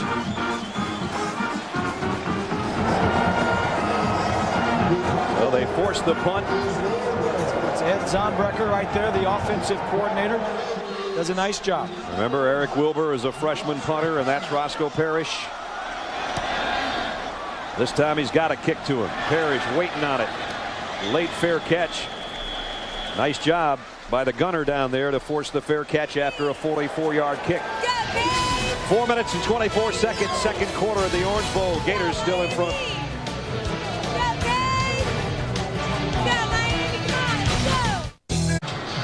Florida 16, Miami 10. 4:24 remaining in the half. And the Canes with a first down at their own 29-yard line. Really, the kick returns have been the saving grace, or Miami might be out of this game completely. They're very much in it, but Florida leads by 6. Berlin pump fakes, Stop and go down the sideline, almost intercepted. It was Moore, the intended receiver, and Johnny Lamar's having a good game on that corner. We saw him in practice the other day working on all this stop and go a lot in practice, and Ryan Moore, 85, turns into the defensive back and just try to keep it from being intercepted. Here it is up here. Little stop and go. Lamar does a nice job. Moore just says, you ain't catching that ball. Yeah, Moore did a better job of defense almost than Lamar did. Yeah. Johnny looked like the intended receiver. Brock Berlin is 8 of 16 throwing so far. Gore bounces through a hole. Boy, it's a good thing Matt Ferrier held on, or he might have ripped off a long one. He got 6 yards. Gore does such a nice job in traffic in small areas of not going down with the first guy or making another guy in the confusion miss the tackle. He averaged over 9 yards a carry in that freshman year that Bob talked about earlier, and he's over 7 yards a pop in this first half now, as Frank Gore is starting to get it in gear. But the Canes need 4 yards on 3rd down to keep the drive alive and try to keep scoring hopes alive here late in the second quarter. Gore hitting the backfield, broke that tackle, but he couldn't break away from the second. Dwight Jackson's the guy that got the penetration. Then Eric Holcomb held on to his ankle to bring him down. Coming up on the Valvoline halftime show, John Saunders and Terry Bowden will be at Times Square Stadium. John and Terry will have all the scores and highlights from around the country. A lot of interesting games today, some upsets, some great games still going on with Florida State and Maryland and Oklahoma and Alabama, and of course this 52nd meeting between the Canes and the Gators. 3 minutes left in the quarter. Off the side of Brian Monroe's foot, a terrible punt. There's a flag down. I don't know if he was blocked or what. It looked like he almost missed it. Well, like I said, he's a true freshman kicking in only his 2nd game. Again, a penalty marker down at the line of scrimmage. And Ron Zirk already knows it's against the Canes. He says, hey, decline. Formation, 6 men on the line on the kicking team. That penalty is declined. He just shanks it. Yeah. It's a 5-yard punt. People don't understand the importance of special teams and the importance of kickers. We mentioned Miami the last 2 years. Their kickers, Capshaw and Sievers, had been here for 3 years and were kicking for 3 years. That is a lot of worry off the mind of a head coach. And now you see his teammates trying to rally around Monroe. Well, he's a great kicker. I mean, high school, he's going to be good. He just, in this arena, you just need some experience. It's Leak back in at quarterback, an already confident Gator team with a 6-point lead and great field position. On the ground is Carthon, and he goes to the 35. So plenty of time for Florida right now. They stay with their rotation. Martin a couple of series, bring in Leak, even though it's late in the second quarter. They think he can carry them down, maybe get 3 more, maybe 7. Who knows? Ron Zook was telling me before the game on the field, he says, you know, this is the best way for us to go right now. But eventually he says, I want to get out of this. I want somebody to take over. Inside the 30 is Wynn this time. Hand lost his hat in the battle. Well, this is close to a first down. They're going to bring the sticks out. We've had a lot of excitement, a lot of fireworks, but really haven't been generated a lot by the offenses. The one pass, the long pass to Perez, that was a nice play. But with Grossman being out of here, a 3-year starter, had started 33 games, and Ken Dorsey not being here, he'd started 40 games. The quarterback play is not what we've seen in the past. That's right. Put it that way. Well, our yellow line doesn't lie. Our first down line is true to form, and it's a little over the length of the football short of the first down. And Ingle Martin says, heck, when Rex was a sophomore, he didn't, he made mistakes too. And that's true. Yeah, it's growing pains. You have to start way back. All right. You love having Grossman or Dorsey throwing the ball and never having it touch the ground. But you have those for 3 years, and you got to go back and train someone else. Deshaun Wynn stays in there behind Leak. 3rd down, less than 1. Leak trying to do it himself, but boy, is he met in the hole. John Vilma and Vince Wilfork were there to meet him, and I don't think so. I think he lost yardage. Watch this hit in the hole. Wilfork is the big guy underneath, and there comes Vilma. Vilma, a great hitter, a great player. You know, he doesn't look big enough to be a middle linebacker. Yeah, fourth down is coming up with 1:34, and with this timeout, we've got a chance to look at our Pacific Life game summary so far in the ball game. Opening 13 seconds. How about Devin Hester, 97 yards for a touchdown to open the ball game. 7-0 at that point. Then Ingo Martin comes back, finds Carlos Perez wide open, blown coverage, 50-yard touchdown. Then Brock Berlin throwing to Gore. It's a lateral. Kewan Ratliff says, I'm taking this baby to the barn. And he goes in for the touchdown. They missed the two-point conversion attempt. Field goals both ways by both teams, and that's where we stand at 16-10. A minute and 34 remaining, and a 4th and inches coming up for Florida. And this is sort of Neverland, because it would be a 47-yard field goal attempt for Matt Leach.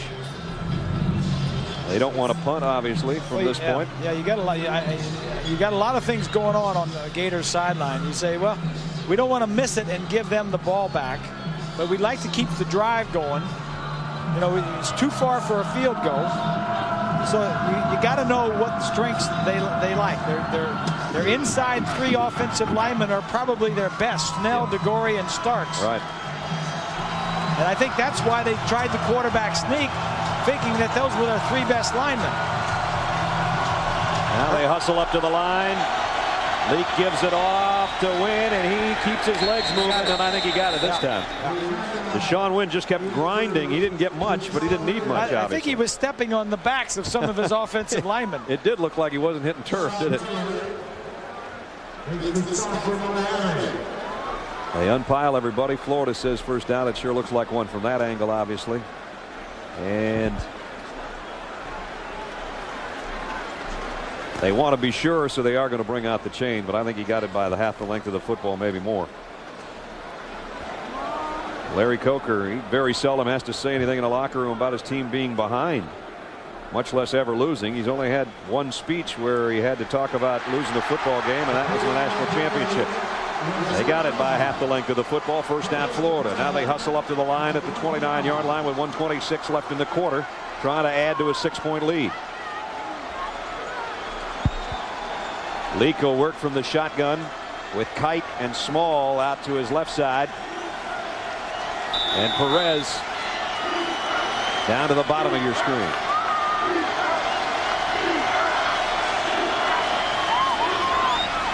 Leak over the middle, tipped, incomplete. Antrell Roll, I think, is the guy that got a hand on it. So it's second down and 10. Clock stopped. You see the play being singled in by Ed Zonbrecker. Yep.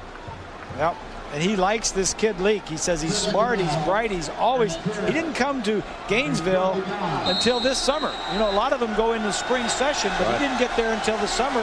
Was always in the study room and the film room. At the 29-yard line, he pumps to the left and comes back to the wide-out screen. And Miami's not biting on it. And they run Perez out of bounds, and now a flag flies in late. Sean Taylor and Alfonso Marshall were the guys over there to make the play.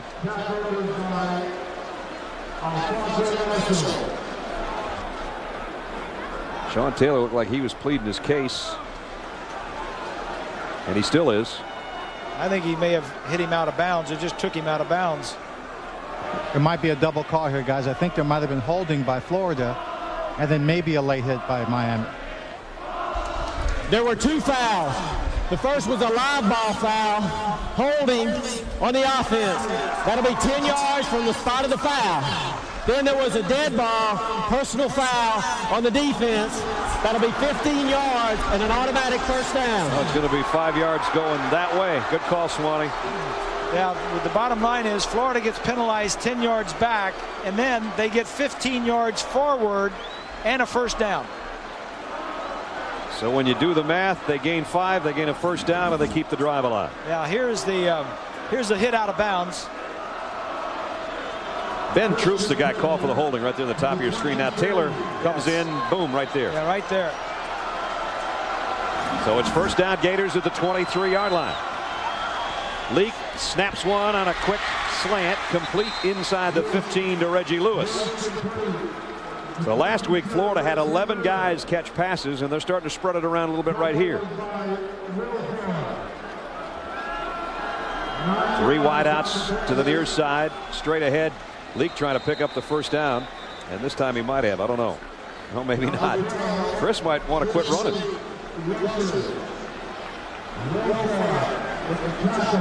And he is short. So it's going to be third down and almost a yard. 30 seconds remaining in the half. Florida leading. And it's Leak from the shotgun. So unless it's a quarterback draw, he's going to throw one here. Now he takes off, and he does throw to the end zone. Nope, out of bounds. Laid it out there for Dallas Baker. He came down with it, but he's out of bounds. He may have been able to run that ball, but decided to throw it. You can tell he has a lot of confidence in his arm. Yeah, I like what I see, and so does Ron Zook. Says he's going to be a fine player. He's 3 of 7, 19 yards. Bob and Brad, you can't tell a whole lot just by catching a few passes in pregame warm-up, but I did take the time to catch a few of Leak's passes while we're down in the field. And I watched the other guys throw the ball. Every single pass he threw to me, every time I watched him on the field, perfect control of the football, nice tight spiral, and a good whip on that arm. So, I mean, of the 3 guys, he just looks like the best passer. Timeout with 15 seconds taken by the Gators. Coming up Thursday, September 18th, meet a team who, under direct orders from the president, has only one mission. That's to keep us all safe. A new drama. It's called Threat Matrix. Thursday, September 18th, 8, 7 Central on ABC. We talked about Chris Leak, the senior, the freshman, who through his high school career threw 185 touchdown passes, over 15,000 yards of passing. And I was thinking to myself, I wonder who the best receiver he ever threw to was. And Swanee just gave me the answer, and Swanee didn't even know we were doing this. Here's Chris Leak warming up before the game with our Hall of Fame wide receiver partner. And I got to tell you, you know, he was throwing a nice pass, but he took it easy on me. As soon as I stepped in, he smiled and he kind of lightened up. I walked up to him and says, look, you know, I know I'm retired. I know I'm retired. But you don't have to take that much off it, right? And my legs aren't quite the same as they used to be, but the hands are still good. The hands are still good. He just laughed and said, that's okay. I didn't want to hurt you before the game. By the way, folks, Swanee did not drop any, and we watched for quite a while. It's a 30-yard field goal attempt by Matt Leach out of Sean Morton's hole. Leach kick. It is good. Just barely. Looked like he pushed it too far to the right, but he tucked it in there, and Florida adds to its lead. So Larry Coker's team is going to go to the locker room down at halftime, and that doesn't happen very often. No, it doesn't, and I think it's the offense is just not getting anything done. The offensive line needs to pass block. It seems like more often than not that the quarterbacks are getting hit. Brock Berlin, every time he's dropping back to throw, and when he does have time to throw, they need to make something happen. Well, they knew that the offensive line would be a little bit of a question mark. I mean, you go back 2 years ago on the Miami team that was the national champions, and they had Bilba and Haji Razuli and McKinney. Romberg and Gonzalez and Bryant McKinney. I mean, come on. Yeah. Shockey was their tight end. That's a wall. Yeah, they lost 2 of those guys, 3 of those guys a couple of years ago, 2 of them this past year. And they're all in the NFL. So that offensive line is all new from 2 years ago. Yeah, when you think about when Ken Dorsey first came to Miami, look at the talent he also had. He had Moss, he had Reggie Wayne, he had Bubba Franks at tight end, and he had a lot of support to help build his confidence. That's true. You don't expect that Florida's going to give Miami any kind of return possibilities because Taylor's taken 167 yards and set up a field goal. Hester opened the game, number 4, the freshman, with a 97-yard scoring return. So I would assume that Petrovic is going to squib something or get it a mile in the air and force a fair catch again. And he does kick it way up in the air, but this is returnable. Taylor from the 12. Sean cuts to the near side. Broke a tackle or two. Still on his feet. And he's out to the 25 with just 3 seconds remaining in the half. So since those fireworks on the first couple of kick returns, Florida's done a nice job slowing things down. And Miami's not going to take any chances here. 3 seconds and they'll go to the locker room trailing the Florida Gators by 9. What a big win this would be for the Gators and Ron Zook. Last year, his first year at Gainesville, 8-5. That's as many losses that they've had in there since 1989, I think. That's right. Spurrier got there in 1990. Berlin takes a knee. The half is complete. So these two teams hooking up for the 52nd time. Miami has a 1-game lead. Florida's trying to change it. Let's check in with Lynn. Coach Zook, you survived the big Orange Bowl opening, the big plays by Miami, and you answered with your own. You're up by 9 points. Any of this surprise you, good or bad? Well, you know, we got to keep playing. You know, like we told me, you got to be able to handle the onslaught and stay with there's going to be an onslaught. Keep playing. That's what they did. They've done a good job. And we got to get our kicking game cleaned up, and we got to go out there and continue to play. We'll see you in the second half, Coach. When leading at the half, they don't lose often. Miami very seldom trails at the half. But the Florida Gator fans who have come to South Florida from Gainesville are a happy bunch at halftime. 19-10 Gators. We'll be joining John and Terry at Times Square Stadium in New York for the Valvoline halftime show right after this. You're watching ABC Sports Championship Television. His team is down 9 points at halftime. Welcome back to the Orange Bowl. Brad Nessler and Bob Greasy. Partner, we spent a lot of time with that young fellow over the last 2 days. He was very confident, seemed very ready for this game. His statistics are not very good. Neither is his whole team's. It wasn't for the kickoff returns. Canes wouldn't even be in this thing. That's true. And Florida has kind of not taken advantage. They've had the ball 3 times in Miami's territory and only come away with 6 points. Miami needs to get the ball to their main guys. Kellen Winslow. 1 catch. 1 catch. They threw to him 3 times in the first drive. They haven't thrown to him in the last 25 plays. And Ryan Moore, the split in on the other side, he doesn't have a catch. So I'm sure we'll see number 81 very involved in the second half. They've almost got to get it to their playmakers. Meanwhile, Ingle Martin and Chris Leak both did a respectable job for the Gators in their quarterback stints. The key there, Gators have not turned the ball over. Right. Miami's turned it over twice, and it's cost them. One a fumble, one the errant pass by Brock Berlin that ended up being a lateral scooped up by Kewan Ratliff for a touchdown, and that's been the difference in the ball game so far. Mark Gent's got it teed up. Andre Caldwell and Ronaldo Hill are back deep for the Gators.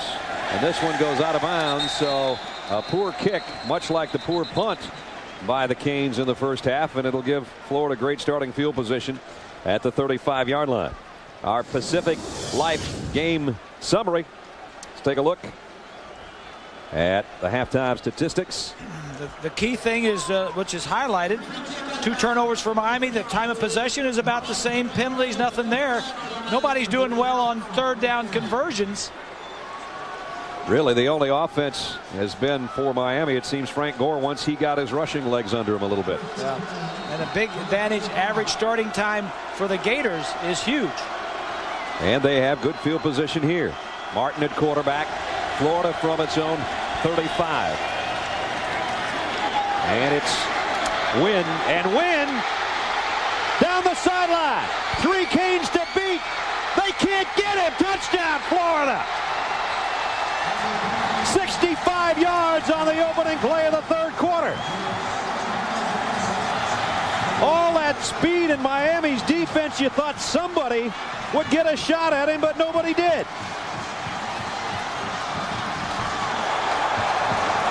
Huge play coming out second half for the Gators.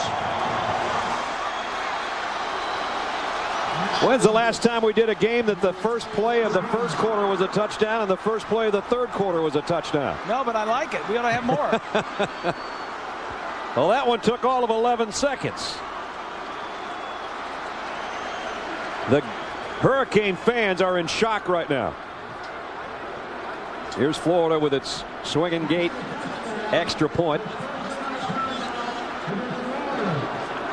Yards will be assessed on the kickoff. So another flag.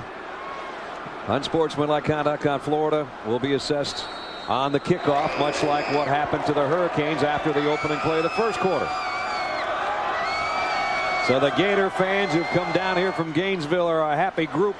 A long way to go, but you very seldom see Miami in a 16-point hole. Wow. Let's go back and take a look. You know, they allow you to play with 11 guys. Miami only has 10. They got 4 here, 3 here, and these 3. That's 10 players. That's why there's nobody on the top of the screen making the play. There should be another safety in the back, right back there. And Wynn broke 2 tackles, and then he just outran everybody.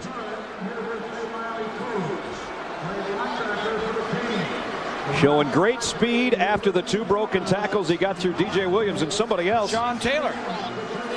And then down the sideline, he bolted.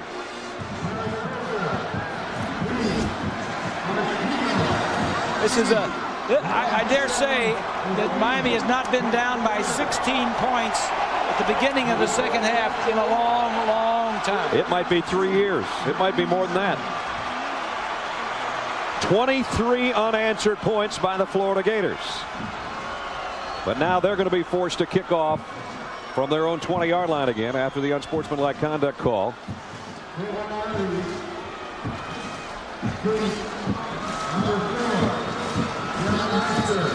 So Hester back there would like to get his hands on it again. There he is, number 4. Petrovic with a kick that goes to the 17. Hester broke a couple tackles and he gets out to the 45-yard line. Penalty markers down. It looked like Florida must have been offside on their kicking unit because the flag came right where they kicked from. So they might have to do this again, or maybe the Canes will just say, we'll take it here. And now Hester's shaken up.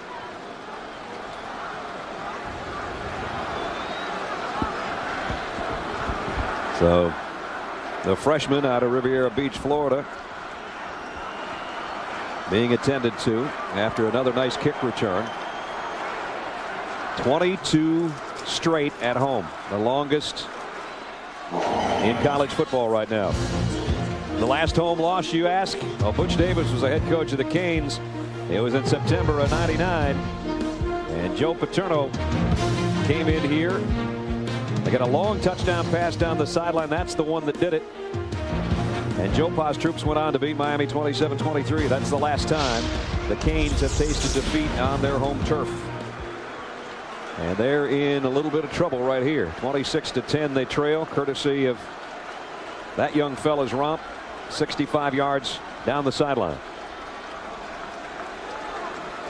Miami defensively last year was 7th in the nation in total defense. They lost 6 of their defensive linemen. 6 of their top 7 defensive linemen are gone, but the back 7 are there. Now the pressure is on the shoulders of Brock Berlin. But they'll keep it on the ground. Gore bobbled it a little bit, found the handle, and Frank goes into Florida territory where Matt Jackson brings him down at about the 42-yard line. They actually give Frank 9, so it'll be second down and a yard to go. Yep. Miami needs to do now. They're not used to being in this position. Of course, there's a lot of players out there that aren't used to being out there, like Brock Berlin. Right. You need to get the ball to your playmakers. Gore, Moore, Ryan Moore, and Winslow. Winslow's on the left side right now. Berlin looks left and goes high, in and out of the hands of Beard. Incomplete as we check in with Swannick. Well, Bob and Brad, when I talked to Larry Coker as he came back on the field, we talked about the second half, and he said the key is better execution. So we've got to come out in the field, do the things we know how to do. That last pass was a perfect example of what he does not want to do. The offense is just not executing very well. I asked him if he would also continue or want to run the football more in the second half.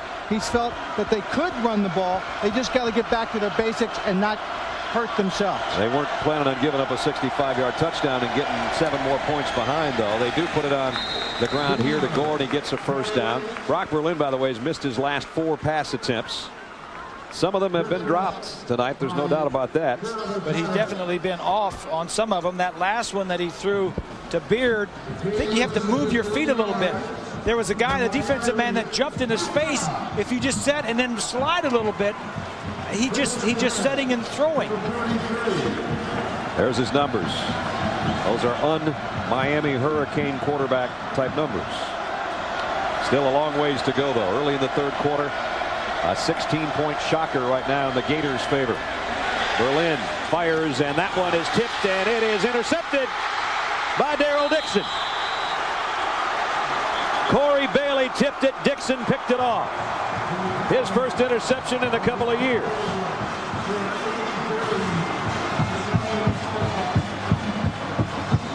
So Brock Berlin not only has missed his last 4 passes, the 5th one went to his old teammates. Gators with a lead, and they'll take the ball when we come back.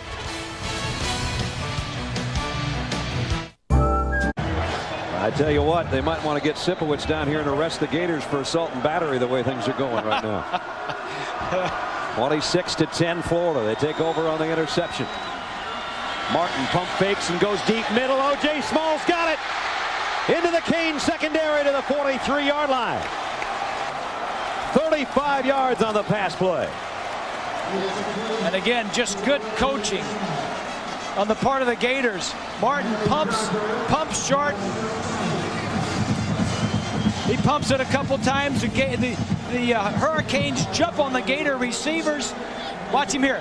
That's a little pump and go. Look, pump twice. Now you're open. You're behind him. That's because Roll and the other defenders were jumping on the short stuff. Now back to the ground for Florida. Very short gain as Atkins puts the stop on Deshaun Wynn, who had the touchdown run here in this quarter. Let's check in on another Florida team. Here's John Saunders. And here with your Taco Bell update, Florida State. Are they now the power in the state of Florida? Chris Ricks to PK Sam. It covers 34 yards. He just dives into the touchdown. In control now, 28-10. And here are the Gators right now in control, 26-10. And Martin takes off. Nobody home in the middle. The quarterback draw, and he keeps it close to a first down. He's a pretty nifty little runner. He has. And the defensive line for the Hurricanes is not making any plays. Usually when you're rushing the passer, there was somebody was holding one of them. Maybe that's why he wasn't making the plays. That could be. But that was one of the keys for the ball game, as we talked to Randy Shannon and we talked to some of the defensive players, to find out whether the front line of this defensive unit could put pressure without blitzing, as we look at the holding call against Florida, without having to blitz linebackers and use a lot of other personnel in the defense to pressure the quarterback and contain the run. So far, what we've seen tonight is this defensive line cannot do that on their own. A defensive line from a year ago, many of those guys in the National Football League, and they could rotate 8 or 9. That big fella right there in the middle is the one that you would think would be the run stopper, but Vince Wilfork can't do it all by himself. Yeah, they had 2 defensive linemen drafted in the first round, Joseph and McDougal, and 3 others were drafted in the 3rd, 4th, and 5th. Martin fires complete inside the 40. Williams immediately puts the stop on Andre Caldwell. Caldwell, whose older brother O'Shea was a star receiver for the Gators, now with the San Diego Chargers, and the young fella out of Tampa has the catch. Still 3rd down, though, and a long 5. Speaking of 5, that's how many receivers Ingle Martin will have at his disposal. 3 on this side, 2 at the top. From the 38-yard line. Canes need a stop. They're trailing by 16. And they're going to get a stop here. They drop Martin at the 40-yard line. John Vilma came on the blitz. Orion Harris makes the stop on the quarterback as we check in again with another update. Here's John. Oklahoma, #1 team in the nation, facing Alabama. And Jason White looks to his left and then looks deep. 47 yards. Brandon Jones is wide open. Takes a lick. Goes into the end zone for the touchdown. Oklahoma getting a little bit of breathing room, but Alabama hanging tight 20-10. Not too much coming cheaply in college football for anybody today, especially Miami right now. Yeah, nice to see Jason White back at Oklahoma, quarterback after 2 years of knee surgeries. Javon Nanton trotting off. He was the cane that was shaken up. Sophomore out of Miami. Here's another look. He was the one chasing Ingle Martin, and ooh, he got it with Randy Hand. I think their hips met, and that'll slow your hip down a little bit. Punt upcoming, trying to angle it to the far side, and it goes out of bounds. Let's see where they spot it. It's going to be around the 10, I think. Nope, they're coming up farther. At about the 12 or 13 right there. 28-yard punt, but buries the Canes again offensively. And their offense has been sputtering at best. Sunday, September 28th on ABC. An ex-juvenile delinquent from New York has one chance to redeem himself by becoming a cop in L.A. 10-8. Officers on duty. Sunday, September 28th at 8 o'clock, 7 o'clock Central on ABC. Brad Nessler, Bob Greasy, Lynn Swan, and our ABC crew from the Orange Bowl of Miami. Sold out crowd. A lot of Gator haters and a lot of Gator fans. And right now the Gators have the best of the Canes, 26-10. Worst starting field position for Miami. Berlin, who was intercepted on his last throw, got this one out in front of Winslow, and Winslow puts his head down and plows through a couple of Florida players. His first catch since the opening drive of the ball game. And he's a little bit short of the first down, but at least they get it in his hands. The last possession for Brock was one he'd just as soon forget, that's for sure. Not having a good day. Overthrows an open receiver, and then right here throws it too far to the inside to Moss, and it's intercepted. Berlin has just been a little bit off on a lot of his throws tonight. First one of the last 6 passes that he's completed, and now flags are down before this play can get going. It was going to be a handoff to Frank Gore.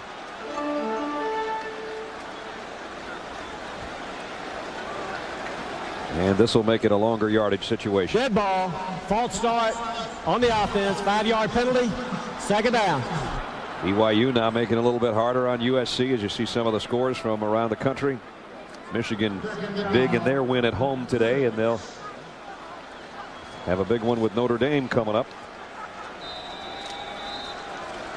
17-yard line now is the line of scrimmage after the penalty. Joe Rodriguez, Brad, remember Brock was telling us he's a sweater. Yes, he is. Things can get slippery. And let's see if this time it's Florida offside, as it looked like Brock Berlin kind of changed his cadence a little bit, trying to draw him off sides, and Ray McDonald might have been the guy that goes right back the other way with 5 yards. Going back to what Bob talked about a little bit with Joe Rodriguez, the center. We talked about Brock Berlin. We said, man, what happened on that play in the opener when you had a wide open guy in the flat on the play action on the bootleg, and you just fanned, the ball went off the back of his hand. He said, well, the ball was so wet. And we said, was it raining down there in Louisiana? I said, not really. Well, what the problem is Rodriguez is a sweater, and he sweats and he drips on the ball. Not only does he drip from his helmet and his face, but his rear end is so wet that when he sticks his hands under there, not only does his hands get wet, but the ball is wet. Now, I'd have to take care of that somehow or other. They got to figure out a way. Or I got to get me a new center. Yeah. Because I can't have a wet ball coming up. I don't know if they make athletic depends, but that's what I suggested to Brock for his center. We all got a good laugh out of it, but it's a problem he's having. Yeah. And it has been a long night so far. 3rd down and 2. The plays called in from the sideline by signals. Then Brock looks down on that sweatband on his left hand. And they're still working the kinks out of that system. He's not used to just looking over there and knowing exactly what he's going to do. He's hoping there's not too much wetness right there if he has to throw. 3rd and 2. And he will. And he throws it right to Florida. Johnny Lamar.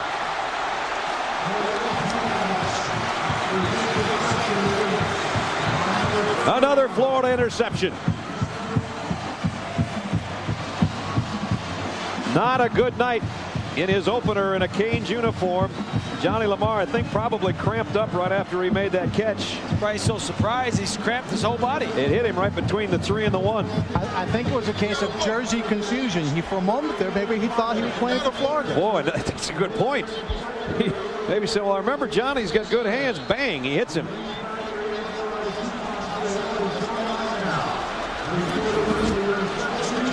Ryan Moore is number 85. He's expecting Moore just to run a little stop route. And Lamar has the short outside coverage, and he throws it right to him. Illegal substitution on the offense. 12 men in the formation. 5-yard penalty.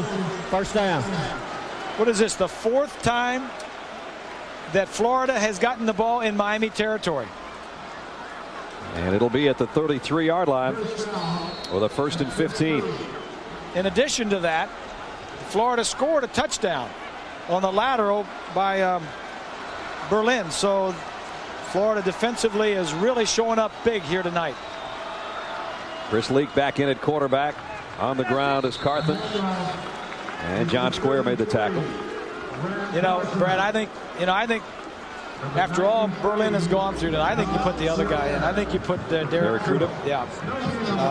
Because this could, he'd probably, you know, I know if I'd played this poorly, I'd say, all right, let the other guy go and see if he, because I'm just playing so poorly. Leak fires into traffic and zips it to his tight end, Ben Troop. Very close to a first down. If I were Brock Berlin and I were playing against my old teammates, I'd say, hey, I know those guys for 2 years. A lot of them are my buddies. My roommate is the middle linebacker over there. Now I'm playing with some other guys. You know, I still like those guys, and those guys like me. I think that would help me. I'd be more relaxed than really get that nervous about it. 3rd down and a yard. 2 out of 9 for Florida. Leak to Carthon, and he bangs his way for what looks like a first down. John Vilma stood him up, but it looks like he had a first down. You may have seen what Bob was talking about Berlin. Head coach Larry Coker come over to him too and say, come on, keep it going, stay in it. Yeah, well, you're hoping that he goes back out there and does something good, but if he continues to make mistakes like he's been doing, maybe you're doing him a favor by putting the other guy in. Chain gang almost forgot to move the sticks. Finally, they set him down. It's at the 17-yard line. First down, Florida. Leak with 3 receivers down there at the bottom of your picture. And he stumbles going back. Flags are down. Everybody moving on both lines. And I don't know who jumped first. Of course, a difference in cadence between Martin and Leak, and that's something the offensive linemen have to get used to. Dead ball foul, snap infraction on the offense. 5-yard penalty, first down. So they walk it off against Florida. We walk it off to New York. Here's John. Kansas State in what you might call the soft part of their schedule, and today Al Roberson taking advantage. 43 yards to James Terry. This was an early 10-0 lead, and they just make it a blowout over McNeese State. 55-14 the final. John here, a shocker going on, 26-10, and Florida threatening again. 1st and 15. And that time, nowhere to hide as DJ Williams makes the play. Williams, who had a 78-yard fumble return for a touchdown last week, probably the most highly decorated guy coming into this the Hurricane program in a long time, and it kind of wore him down a little bit. There were people that said, hey, he's so good he should go straight to the NFL if there wasn't a rule against it. And it took him a while to find his feet, and now he is a Butkus candidate at outside linebacker. He's a senior, and he's a heck of a good one. Outstanding player. At the 24, Leak fires, got a man. Troop, what a catch. Then Troop hauls it in. It's 1st and goal for Florida. So much talk about Kellen Winslow being one of the greatest tight ends, if not the best one in the country. A lot of people think this guy's going to go pretty high next year too. For sure. Ben Troop was really one of the go-to guys. I was impressed with Leak, though. He looked one way and threw the other. Pretty good for a true freshman. Now it's Carthon. Carthon ran into the end zone. Touchdown, Florida. A winning streak at the Orange Bowl is in serious jeopardy. And so's the number 3 ranking in the country. Florida just taking care of the Canes right now.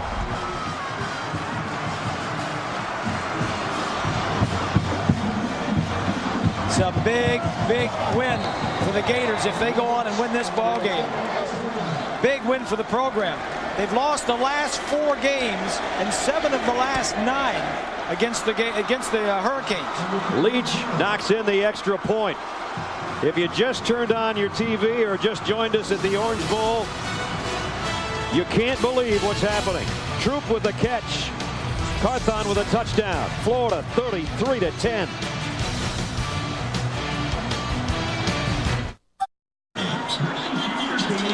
(33-10). Florida leading. ABC Sports presentation of college football brought to you by Chrysler Pacifica. Well beyond the SUV. FedEx. You can always rely on the ultimate in reliable shipping. Relax. It's FedEx. Total Cereal. One bowl, 100%. And ADT, America's leader in business and home security. ADT, always there. The Gator fans that are here are a happy bunch. Leaked through that pass to Troop, who made a great catch. Carthon did the rest. Right now, 18th ranked Florida. Shocking number 3 Miami. Still a long way to go, but it's 33-10. There are a lot of Gator fans in Dade County, let me tell you. There's a bunch of them. Here's the kick. A mile in the air. Fielded at the 15 by Jenkins. And he only got to the 24, and a flag flies into boot. And this might go against the Canes for an illegal block on the return. And if so, they're going to put themselves in a hole again.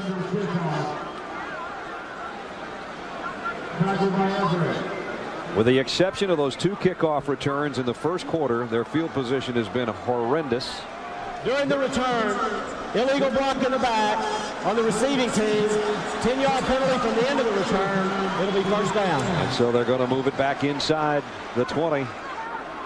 The 20th penalty of the game. 33 regular season wins in a row. 22 home game wins in a row.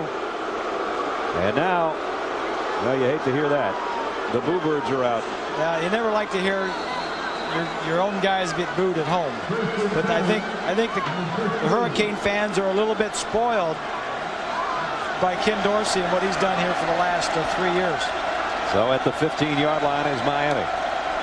Berlin throws short, in and tips, intended for Winslow, and Dixon again put the hit on Winslow, and that one popped up in the air.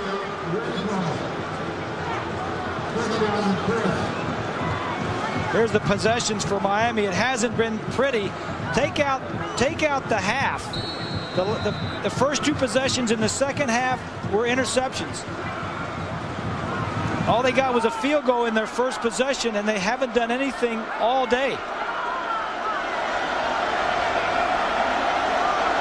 Four turnovers. Four turnovers in the last 6 possessions. 4 turnovers, last 6 possessions. The only touchdown came on the opening kickoff of the game. Berlin from the shotgun. Fires far side. Nice throw. First down. And finally they get one to Ryan Moore. Pickup of 12. And they move the sticks. Your attitude now is, if you're Brock Berlin, I'm probably not going to win this game, but I'm going to set myself up for the rest of the season. And they're going without a huddle, trying to hurry things up. 5:45, all that's left in the third quarter. And a long ways to come from behind. Berlin waits, has a man open in the middle, and Beard makes a diving catch. So here's Beard, who's dropped a couple today that were easy, and he dives for that one and gets it. Then he starts hot dogging it. I mean, come on. Just make the plays and get back to the huddle.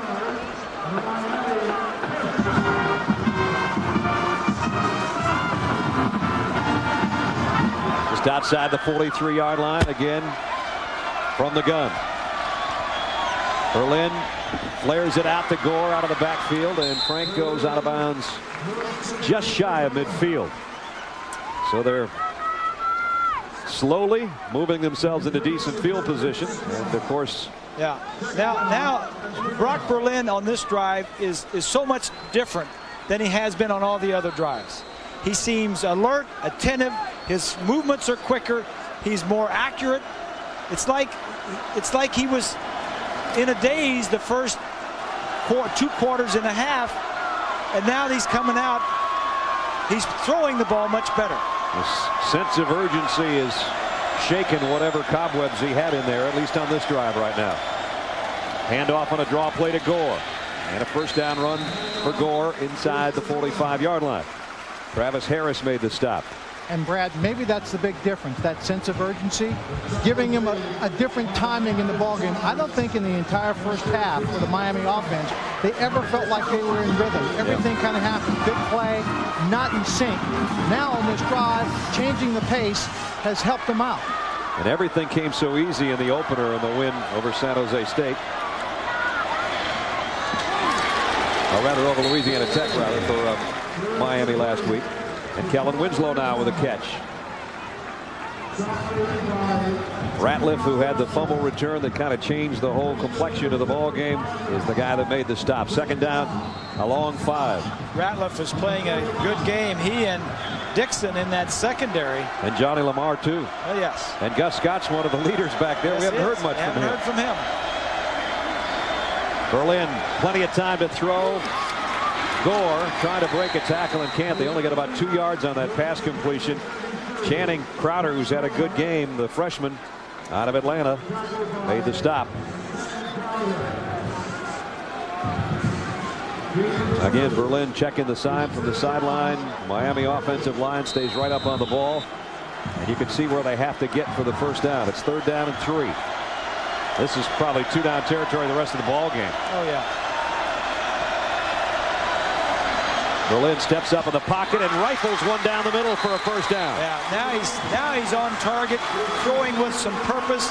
His feet are moving around, and he's into it. And why does that happen? Probably the first half he was probably just playing not to make a mistake, and he was just trying to be too careful. But now he says, I don't care. I've made enough mistakes. I'm going to go out there and start doing something right the way I know how to do it. And he's been slinging it. First down. Back to throw again. Going deep. Got him in. Bird. Touchdown, Miami. 26-yard strike. The Berlin Wall hasn't fallen completely. He's still in the hunt.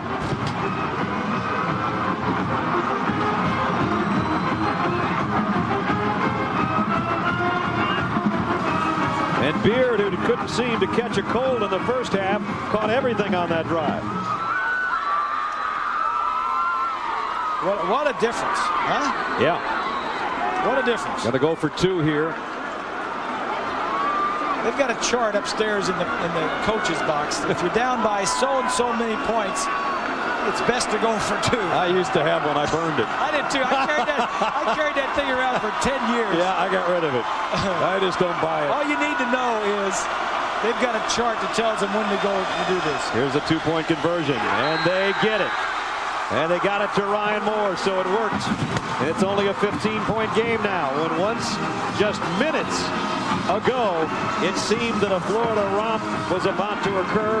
Brock Berlin, to a chorus of boos, came back out on the field, drove his team the length of it, and Kevin Beard did the rest.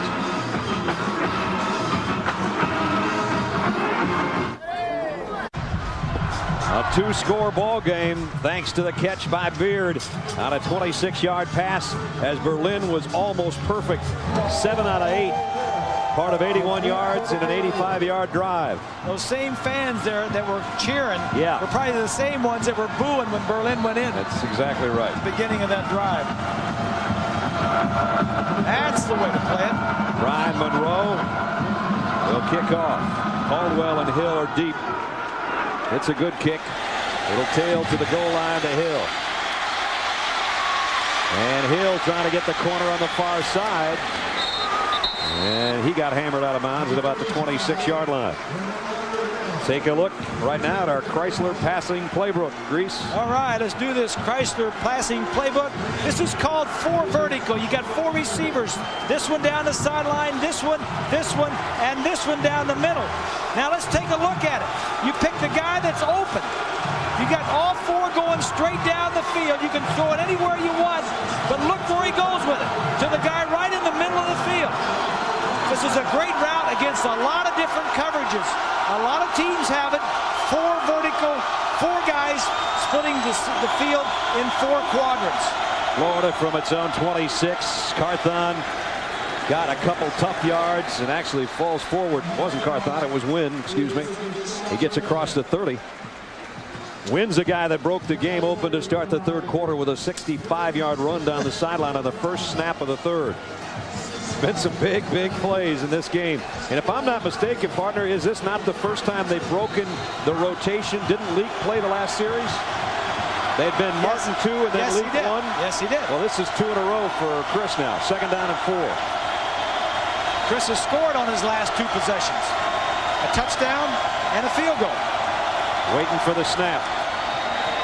On the ground they go again. This time it's Faison. Faison didn't get to the first down marker courtesy of Sean Taylor, the big safety who wouldn't let him get there. Taylor with a nice stop. And it's going to be 3rd down and short. Down on the field before the ball game. And I was talking to one of the coaches. I was talking to Ed Zombrecker, the offensive coordinator. See that towel that's hanging down? Yeah. I'll tell that story in a minute. Flares a pass out, and Small is almost beheaded by Maurice Sykes. Ouch, that one hurts. That little drive by the offense of Miami has set off the defense. Gets it. This is like a long handoff. And that one's going to leave a mark. Sykes says, I'm handing it off to you. Yeah, this one hurts right under the chin. And a punting situation for Wilbur. Miami's got all kinds of guys that can run kicks back. They haven't put much pressure on this freshman punter tonight. He gets away a dandy here. Parrish has to come all the way across field. It bounces out of bounds at about the 31-yard line. Time permitting, stay tuned for the Thrifty Car Rental postgame report. John and Terry been at Times Square Stadium since about 6 o'clock this morning. They'll have scores and highlights from around the country for you. They're in shaving right now. Yeah, they are. For the 2nd time today. Yeah, they're getting rid of the shadows. Yeah. At the 31, all of a sudden you feel the electricity start to rise a little bit at the Orange Bowl. 33-18. Berlin nearly perfect on the last drive for the Canes, and let's see if he can do that again. He's hit his last 7 passes. Florida mixing up their defense. Charlie Strong, the defensive coordinator, goes to a 3-man line. So with that, it's a draw play to Gore. And Gore gets out near the 37-yard line. 6-yard run down to 1:20 now remaining in the 3rd quarter. There's Charlie. Charlie making really his 5th trip to being part of the Gator program. If you count being a grad assistant at one point. He spent the last 7 years with Lou Holtz. He was in South Carolina for 3, I believe, and then the 4 previous to that was at Notre Dame. Highly thought of coordinator, and will be a head coach without a doubt. 2nd down and 4. Need to get to the 41-yard line. Berlin fires down the middle, and he's got a man again. And it's a race for Kevin Beard. Can he win it? Down the sideline.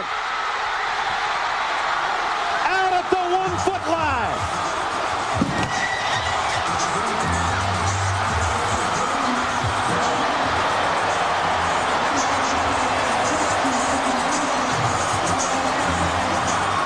And Brock Berlin's growing a beard. And I think the Hurricanes have found themselves their quarterback.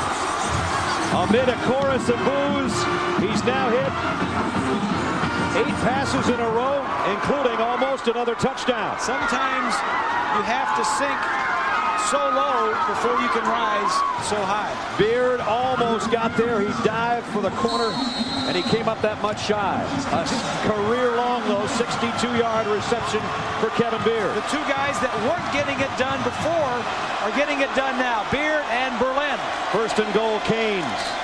Frank Gore. Touchdown, Miami. We got a ball game. Unbelievable.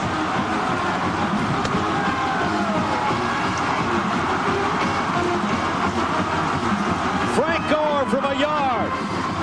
33-24 with a point after try coming up.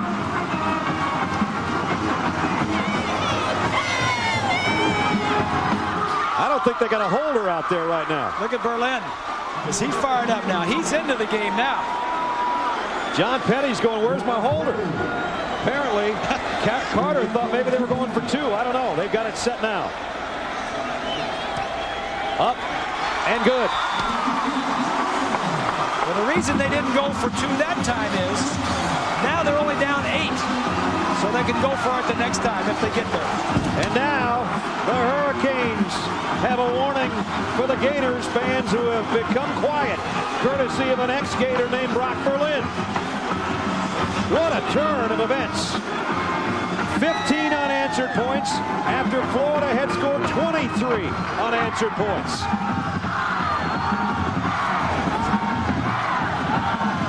There's the inside receiver. Beard just going to run a little down and square in. Makes a nice move. Now look at him. He's going to run away from the group. Beard's got the speed. Every receiver would love a pass like that. He didn't have to break stride. Gets it. Gets every opportunity to make the catch and run with the ball. And Gore into the end zone for the touchdown. Swanee, why is it? Why is Beard running good routes and catching it now? And why is Berlin playing so well now when they weren't doing it in the first half? I really do believe it's going to the no-huddle offense. As Brad pointed out, that sense of urgency, changing the pace of the game, and just doing basic fundamental things. There was no big play. It was just people executing, turning a basic play into a big play.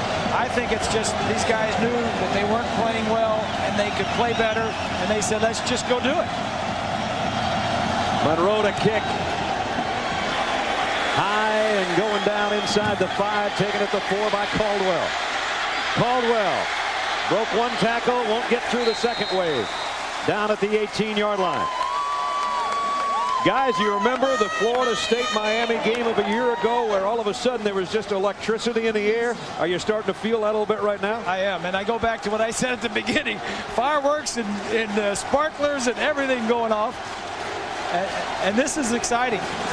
And when I talked to Ron Zook going off the field, you could tell he understood the potential of the offensive team he was facing. He knew Miami had the ability to come back, and he did not want to rest on that good first half. I'm a little surprised that Chris Leak is in at this time. Third straight series for the freshman. He'll give it off to Carthon. And now the Hurricanes defense starting to swarm a little. Sean Taylor in on the stop along with the guys on that front wall. And Sean Taylor, we spent some time with him yesterday, and he's an engaging young fella. But Swanee, I said to you when he walked by you a couple times, how many licks could you take from a safety that big? Well, I'm telling you, I wouldn't want to take one from him. I told him if he hit me more than 3 times in the ball game, I must be out of my mind and doing something horribly wrong. Another exciting quarter. I build a defense around this kid. That's right. Another exciting quarter. We played 3 at the Orange Bowl. 33-25. Who'll survive the last 15? Our presentation of college football will continue after this message and a word from our ABC stations. You're watching ABC Sports Championship Television.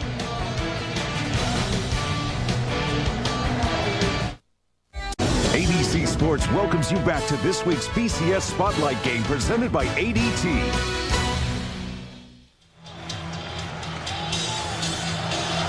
'23 unanswered points by Florida between the second and third quarters. 15 straight now by Miami in the third. We got a ball game. We start the fourth with Chris Leak still at quarterback. You saw Ingle Martin in the background with his helmet off. Leak incomplete, broken up by Antrell Roll. There's Martin with his helmet off. They had been rotating that 2 series for him, 1 for Chris Leak until these last 2 series. And Leak now his 3rd series in a row. And remember, this is a kid that 3 months ago was changing the tassel on his cap from one side to the other coming out of high school. Exactly. Now they've both been in about the same number of plays. 26 for Leak, 25 for Martin. And here's a crucial 3rd down for the Gators, who've seen their momentum snatched by the Canes. Here they come. Leak, they're coming after him. Got away from one. Won't get away again. See, I was surprised he was still in there because Martin knows more about the offense and the defenses and can handle it a little bit better. Jonathan Vilma makes the sack. Leak can do more things. He can get out and scramble, but he can't get away from 4 or 5 defensive guys from Miami. John Vilma, who's become a star. DJ Williams came on the blitz. You saw the pressure come from square, and then Vilma and Wilfork said, kid. Boom. And they're just too quick. Just too much quickness. Punt upcoming. Long, deep kick. Parrish backpedals to the 26. Roscoe Parrish weaving. Flags down. This will negate a pretty nifty little return to the 46. There'll be an illegal block on the return, I'm sure. A 20-yard return by Parrish. So the field position won't be as good as it would have been. Boy, has the momentum of this game changed. You know, you talk about college football. This is one thing. On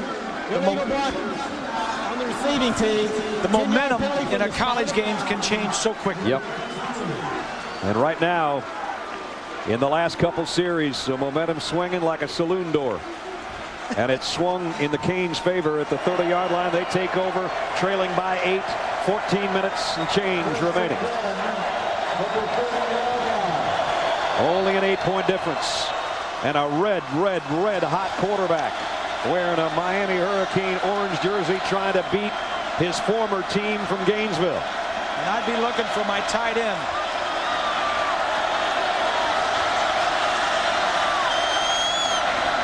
Berlin pumps, goes to the screen pass, and it goes nowhere. A loss on the play of a yard. Gore tackled by Matt Jackson. Brock Berlin, whose second half started shaky, to say the least. There's the throw right to Johnny Lamar. And then he went to work, went 7 out of 8 on a drive that capped by that touchdown. Then found Beard again, 62 yards to the 1. Gore scored from there, and that's where we stand at 33-25. Berlin steps up in the pocket. With guys draped all over him, he finds Winslow. It's a totally different player than the one we saw in the first 2.5 quarters. He's hit 10 straight passes now, and it's first down Miami. And he's doing everything right. Looking players off, stepping up, moving around, making decisions. Gets pressure from the outside, slides up in the pocket. They again go without the huddle from the gun. First down. Berlin over the middle, got a man wide open again. It's Gore on the run. Frank Gore, first down Miami. A pickup of 12 more. That's 11 straight he's hit. Defensively, what can you do when a team is hot like this? Well, you need somebody to make a play. A defensive lineman to come around and knock the ball out of the quarterback's hand from the blind side, or knock the ball loose, or tip it up in the air. That's what Charlie's saying. Somebody make a play. They certainly made them in the first half with tip balls, scooped up fumbles, and now they're backpedaling a little bit as Gore on the ground. Frank Gore, another first down Miami. Corey Bailey made the stop. Rod Chudzinski, offensive coordinator, doing a nice job of calling the plays, mixing the runs and the screens and the draws and the passes. 12 minutes, 43 seconds remaining in the ball game. In regulation, we should put it that way. It's an 8-point game. First down Miami. Brock Berlin from the shotgun has been red hot. Keeps it on the ground though, on the draw play to Gore. And Gore can't get away from Bobby McCray.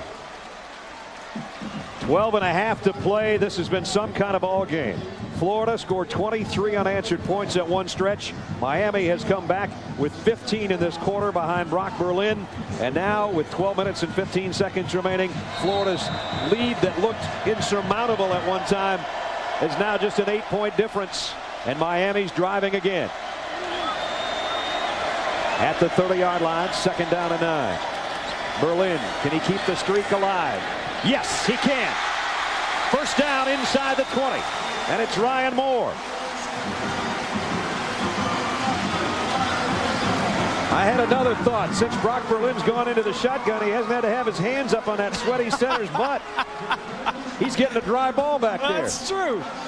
That's true. At the 19. Florida led by 23 points with 6 minutes to play in the 3rd quarter. Their lead's been cut to 8, and Miami's in the red zone again. Parrish, Beard, and Moss, the wide receivers. And they come after him. These guys are kind of fooling around when they start moving. That shows blitz. Usually here they come. Here they come in full force. Berlin stays in. There's the first incompletion in what? 11 in a row? 12 in a row. 11 in a row. And that's what good defenses do. They don't give him time. This is all right. I mean, if the receiver would have been open, he could have probably scored because you got single coverage and nobody else back there to help the defensive backs. Just on this drive, 4 for 5, 40 yards. You again have to start thinking number 81. The guy that we said's the best player on the field in a field full of them. And they have ways to get him single covered. And that's Kellen Winslow we're talking about. He lines up on the right side. 2nd down and 10 for the Canes, just inside the Gator 20-yard line. They're coming again. You got that right, but whistles will end this play.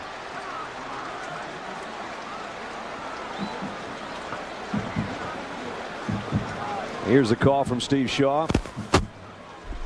Dead ball, delay of game on the offense, 5-yard penalty, 2nd down. That's good defensively. You're getting backed up. You scored on. Do something. Change something up. Blitz them. Hurried him the last time. Delay a game this time. Now the call probably is a call for a blitz. Now maybe this time you don't blitz. You fake it and you back out. 22 penalties between the two teams. 58 points between the two teams. No blitz. Berlin, throwback screen to Gore, and he's got blockers in front. Gore inside the 10. 1st and goal, Miami. Good call. He got Rodriguez and Myers out in front of him, and he just hid behind him down the sideline. Good call. Here it is here. The receiver is going to clear out. The little screen is going to be just up to the top of the screen. Yeah, right there. Look what we got now. We got 3 in the ball carrier, and there's nothing out here. Good call. Inside the 7-yard line, 1st and goal, Canes. Jarrett Payton is checked in to give Frank Gore a breather. Winslow set up as an H-back. Actually in the backfield on the left side. Berlin to throw. Brock over the middle's got his man. Touchdown! Ryan Moore!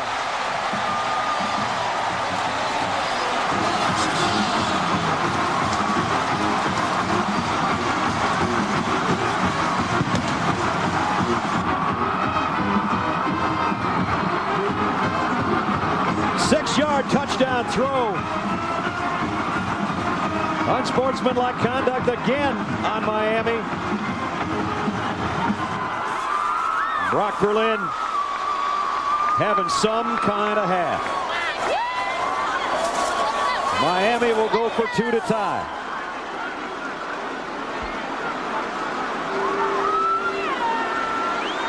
A guy who came out to a chorus of boos on the 2nd series of the 3rd quarter, and he has lit the field up. This is going to set him up for the rest of the season. When they look at the tape of this game, the coaches are going to say, you see the first two and a half quarters, and you see the last half. That's the way you want to play the rest of the year. Now here's an interesting thing. The unsportsmanlike conduct. Florida has the option to take the penalty or do it on the kick, and they took it here because they're not going to give them a 2-point conversion chance. So now they got to kick a long 1-point extra point from 35 yards out. So the celebration really hurts in this situation. Absolutely killed him.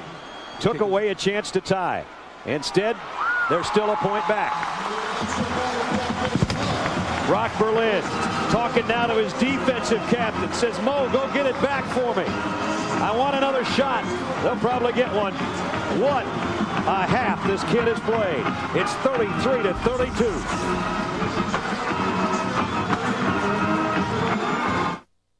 Game with 11:08 to play. There you go.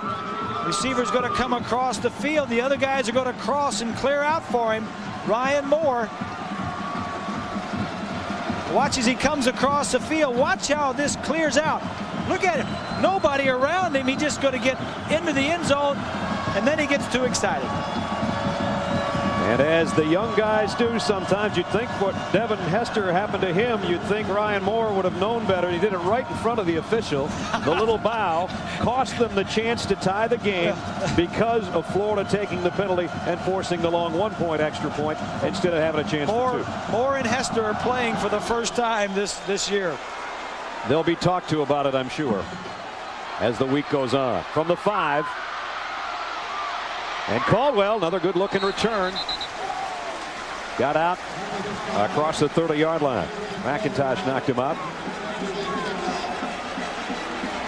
Appointed by the President of the United States, she is smart, sexy, and lethal.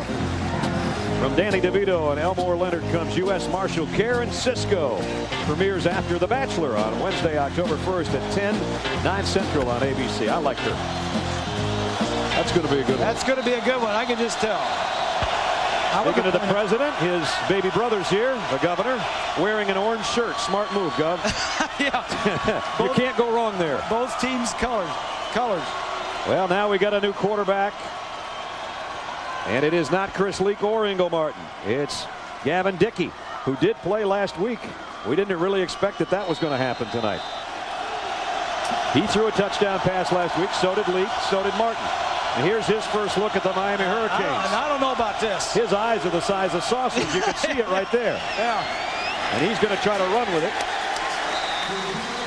Out to maybe the 28-yard line. John Vilma made the stop. 10:50 remaining. We're pretty sure now that we're not going to have to worry about overtime because of that extra points. The 1-point conversion that made it 33-32. Second down and 7. There's Chris Leak. Ed Zombrecker right there, the offensive coordinator, knows his 3 quarterbacks and knows their talents. But to send a guy in with what's happened in this ball game, he's sending Dickey? I don't know. Unless he's a running quarterback and he wants him to run like he did the first time. Talking to all his teammates, they will run it. And here's a nice run by a kid that's had a good night, Deshaun Wynn. He's short of the first down. The first 2 plays that he has run has been kind of in the option category. So Zombrecker probably says, let's throw some of this at that defense. Nothing else is working. Martin was right behind Zombrecker. He had his helmet off. Leak still got his chin strap tight, ready to go back in. It has not been a good third down conversion night for the Gators. They're clinging, and I mean clinging, to a 1-point lead. Again, Dickey taking all kinds of time. Huge third down for Florida. Here is the option. Again, flags are down. He's got a first down, but again, penalty markers. He's in there to run the option.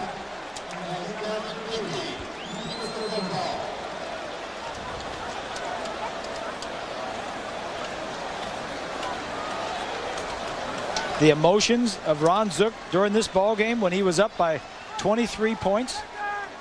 Unbelievable. And there's so much at stake in this ball game, not just the win. And Ron Zook understands it in terms of the battle for recruits. On the defense, 5-yard penalty from the previous spot will result in a first down. Florida's got so much talent. Consider there are 142 players on this field for both teams from the state of Florida. If you recruit the best players in the state, you got a chance to be in the hunt for a national championship every year. Yep. First down at the 38-yard line. Dickey again. Same handoff to Wynn, and Wynn has been a tough runner tonight, and he's got another first down. Yeah, this new style of offense is throwing the Canes defense off.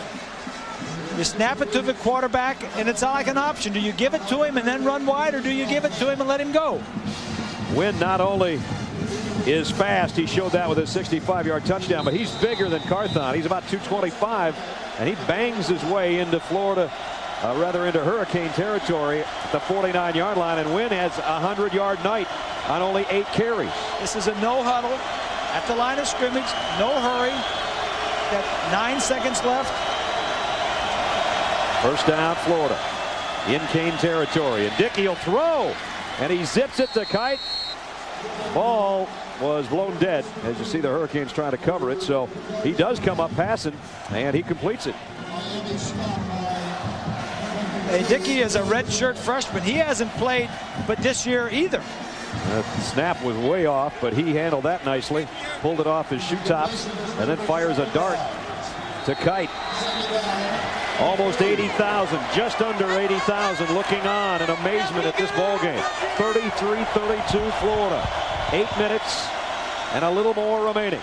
Dickey wants to throw again and completes it again to Ben Troop as tight end. Maybe his eyes aren't as big as sausage. That's good stuff right there. Here's a tight end right here. He's just going to take to the inside and then go back out. Little fake. And watch his throw. There's a coverage there. If that ball is underthrown at all, Sean Taylor's got it. Yeah. Third catch for Troop, all in this half. First down, Florida. Rand Carthon's back in there. Dickey at the controls. They go right back to that inside play to Carthon. Jonathan Vilma wraps him up. But we're going to work our way under 8 minutes. At the conclusion of tonight's game, we'll select a Chevrolet player of the game. Chevrolet will make a $1,000 contribution to each university's general scholarship fund. It's not going to be the easiest of choices for the three of us tonight. Oh, we got to. Usually, sometimes we're struggling to find one. We got a bunch of candidates tonight. Second down and 8. Wynn back in there now. Will they go to the air again with Gavin Dickey? Nope. Option. He'll keep it. Didn't even look to his trail man. Took a pretty good shot. Sean Taylor got up there and popped him along with Barack Atkins. Sean Taylor. He is big. He is strong. He can quick. I'm impressed with Dickey coming in and running this little style offense. Now he's in a situation, though. It's third down and long. 8th play. They've had the ball over 4 minutes. They're going to have to earn this one. Third down and 6. Did they play it safe with a quarterback draw or something, or does he put it up? Not close enough for a field goal yet. Drop the ball. Now he's got to run.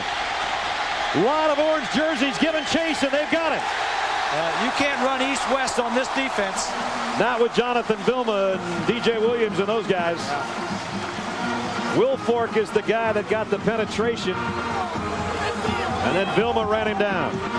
Loss of 8. He was going to throw it. He just drops the ball. It wasn't a perfect snap, but it was acceptable. And it took them out of field goal range, if they even were in it to start with. And now they've got a punt. The kick to the 6-yard line to Antrell Roll. Roll trying to get something rolling here for Miami. Giving ground to try to gain some. Going to go down at the 10-yard line. Yeah. Last week, his only punt return in his life was for a touchdown. He had big eyes for another one tonight. Miami needs a field goal to take the lead. They've got 5:43 to work with when we come back. So I got tickets to the game tomorrow night. I wasn't sure if you wanted to go. Well, it doesn't sound like you want me to go. What? Of course I want you to go. I just thought maybe, with the crowd and all that. You'd probably have a better time with Gary. Gary? No. Why don't you ask Gary? And we'll hook up on Saturday. Okay. If if you're sure. I'm sure. Okay, bye-bye. You're in. Yes! I'm out! Let's go dancing. The persistence of 135 years of experience. The performance that has enabled us to work with more than half the Fortune 500. Rely on the strength of Pacific Life. Do you have the right truck? Introducing the 2004 Chevy Silverado, available with new Power Pack savings. Get this Silverado extended cab with a light-duty Power Pack, Vortec V8 heavy-duty trailering and more, and the Safe and Sound Power Pack, bucket seats, a Bose sound system and more. Combine your Power Pack savings with cash back for a $4,000 total value on select models. Silverado, now available with Power Packs. It's the right truck. One thing that can break up any party? A broken chip. Get Tostitos Gold. The Tostitos that are made extra thick. Perfect for hearty dips. Taste so good, you never know who'll show up. So, guy goes into a bar. Tostitos Gold. The perfect chip for hearty dips. 33-32, our Pacific Life game summary. Looks like this. A game of runs, I'll tell you that much. Look at this.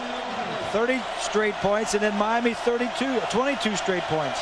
And Miami's second half, their offense has just lit it up. Can they do it again? They have to start from their own 10-yard line.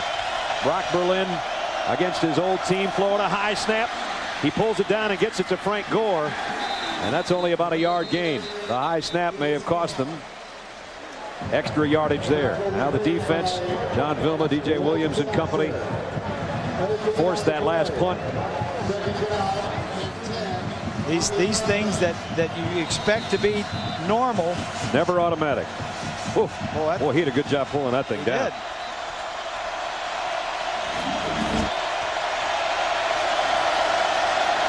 Second down. Berlin waits, fires. Beard's got another one. And he's still on his feet to the 36-yard line. Big play gets them out of the shadow of their own end zone. Ron Zook says, calm down, guys. Take it easy. Just take it easy. 5 minutes left. A 25-yard pickup. Here you go right here. He's just going to come down the middle of the field. Good protection allows him to wait until Beard uncovers. And whistle stop play.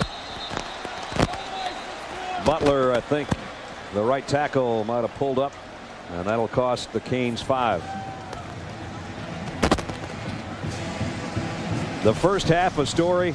Dead ball, false start on the offense, 5-yard penalty, first down. Of turnovers and missed opportunities and dropped passes, and Kevin Beard 2 for 21. It did look like he could catch an elephant in a phone booth in the first half, and look at what he's done in the second half. He's got 7 catches, 164 yards. And the quarterback 15 of 17 for 225 yards and 2 touchdowns. Now the pleading from the Florida fans for their defense. And they look at a familiar face in an unfamiliar helmet in Brock Berlin. Berlin with time, fires, complete. It's Moss in the open field, and he's inside the 45-yard line. A pickup of 26 more. And Santana Moss's little brother lights up the crowd. A tough throw over a linebacker, way to the sideline. You know, early in the game, he wasn't making this throw, but he's making all of them now.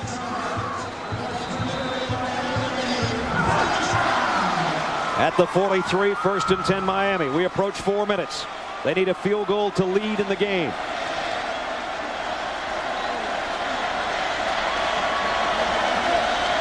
Brock Berlin taking his time, back to the quick draw.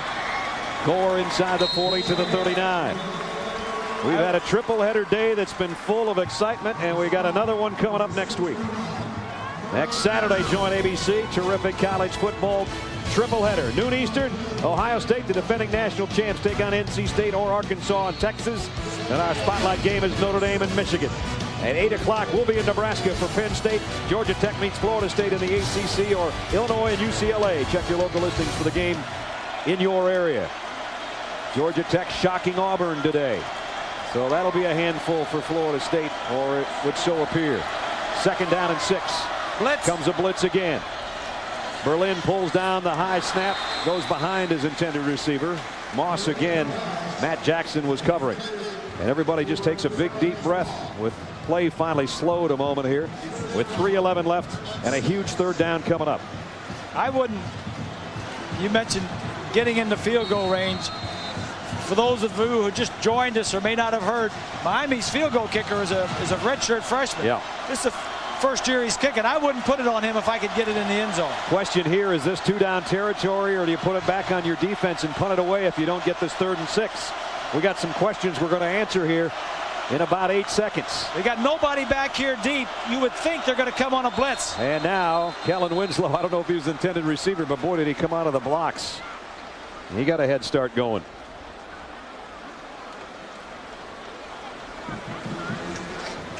Miami is used to overcoming penalty yardage. Yep, they seem to be way up there every year.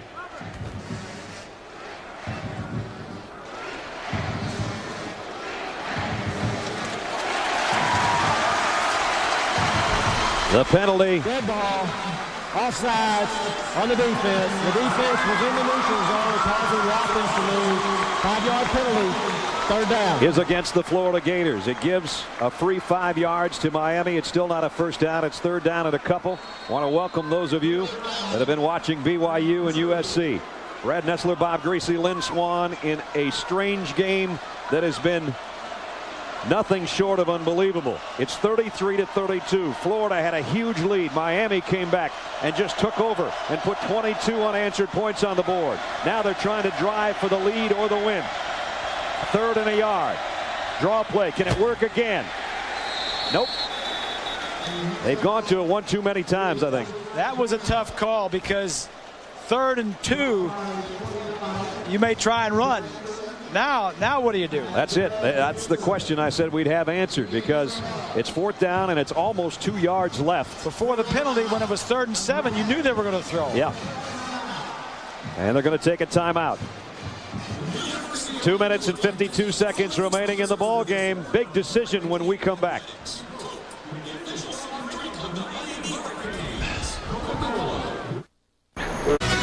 Our BCS Spotlight game presented by ADT could not be shining on a better one. 2:52 remaining. It's 33-32 Florida. Here's the situation. There's 4th down and almost 2 to go, just outside the 34-yard line of Florida for the Canes. That's John Petty. He's the young kicker. His career long is 32 yards. He's got his chin strap on as if he wants a shot at it, but he's not even part of the huddle. No, they're not going to kick it. They're going to go out. Probably going to throw the football. This wouldn't be a bad place to give it over. If you have to get over, the referee has marked it ready for play.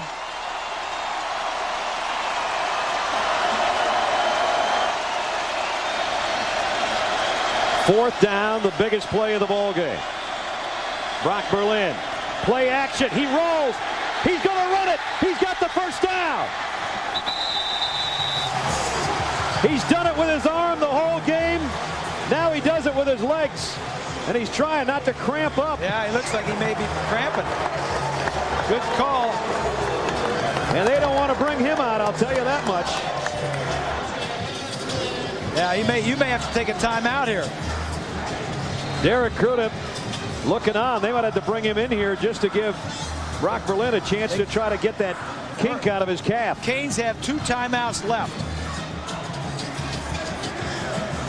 And Brock Berlin limps off. And he goes down, and that's the scene of a cramp, you can bet. It is a hot, muggy night. Crudup is starting to warm up now and has come out. How ironic, Brad and Bob, that Brock Berlin cramps up and might need something that the Florida program invented. That's right. Gatorade. That's right. Well, he used to be a Gator. And they're going to work on that cramp. We got a timeout with 2:38 remaining.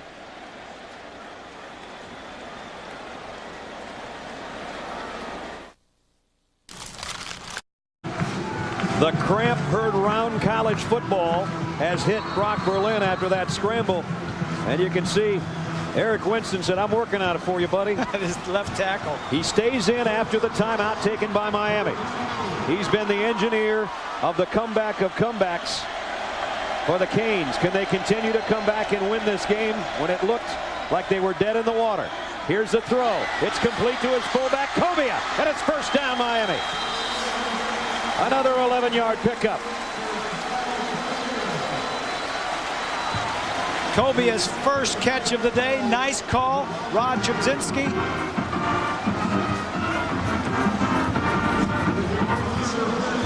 Fullback's just going to slide out here in the flat. I like the call. You lined up tight. You thought run. Little play action. Slide the fullback out in the flat. As we approach 2 minutes, first down Hurricanes. And the linesman blows his whistle. I would not play too safe to put this on my kicker. He was a freshman, redshirt freshman kicker that's kicking for the first time this year. First down at the 18-yard line. Berlin under center. Winslow on the move. Handoff inside. Gore. Frank Gore down near the 12-yard line. Dwight Jackson made the stop. And now we might have Florida taking a Yeah, Zook wants timeout. to take some time to save some time. And Florida has 3 timeouts. Now they have 2 remaining. 2 minutes and 2 seconds remaining. ABC Sports presentation of college football brought to you by Budweiser. Grab a cold, fresh Budweiser. It is game time. Chevy Silverado. It's the right truck. And Taco Bell. Think outside the bun. Brock Berlin in this half has been hotter than a taco with extra sauce. And can he lead his new team, a team that he sat out a year ago, waited for Kenny Dorsey to graduate and go to the San Francisco 49ers. He left Florida because Rex Grossman, he said, was extraordinary. He said it was nothing against the folks in Gainesville. I got a lot of friends there. I still got a lot of friends wearing those white jerseys on the other side. It was just a business decision. I wanted to play. I thought I could play here. Zook says if I could have called him, I called him. I wanted him to stay, but his mother wouldn't let me talk to him. He says if I could have talked to Brock, I think he would have stayed. And this is what every kid in every parking lot, playground, ever fantasized and dreamed about. To lead the team down the field. You imagine, fantasize about the plays he called to get in position. Brock Berlin might live it in a few minutes. He has hit 17 of his last 19 passes. Second down and 5. He's hit 18 of his last 20, but Winslow gets very, very little on that catch. Yeah, that was a very cautious throw and catch. And now Winslow a little shaken up. And he waves off the trainers as if to say, I'm not going anywhere. Timeout again with 1:51 remaining. There's the first half. And then in the third quarter, following one of the interceptions, Bob and I even kind of questioned, do you go with Derek Crudiff and try to change things up into a chorus of boos? And I mean a lot of them. Yeah. From his hometown fans. Brock Berlin came back out and went 7 for 8 on a drive that went in a hurry. Found Kevin Beard for a touchdown.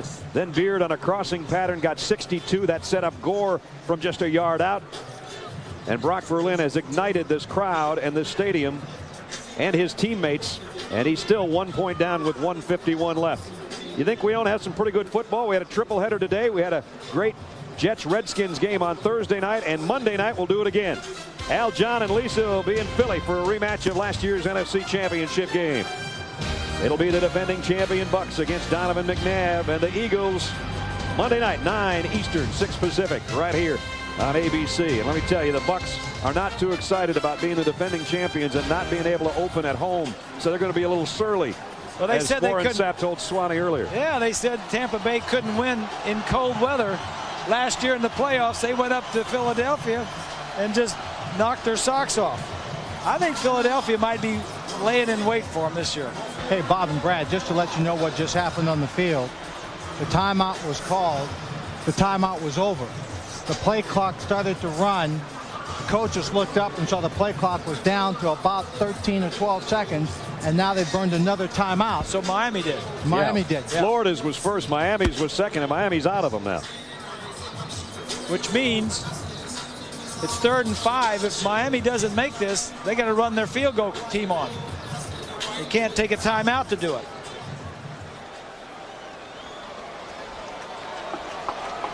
So there's the young guy that could have the weight of the world on his shoulders here in a minute. Grow up in a hurry in situations like this. The Canes took over at their own 11-yard line with 5:43 remaining. Now they're in the 11th play of their drive, and can they keep the streaks alive? It sure didn't look like that was going to happen early in the 3rd quarter, I'll tell you that much. Well, 3rd down and 5. Berlin's only missed 2 of his last 20 passes. Does he put it up here, or do they play it safe and try to square it in front of the goalpost for the young kicker? We're about to find out. Gore heading for the first down, and he's got it. It's a touchdown.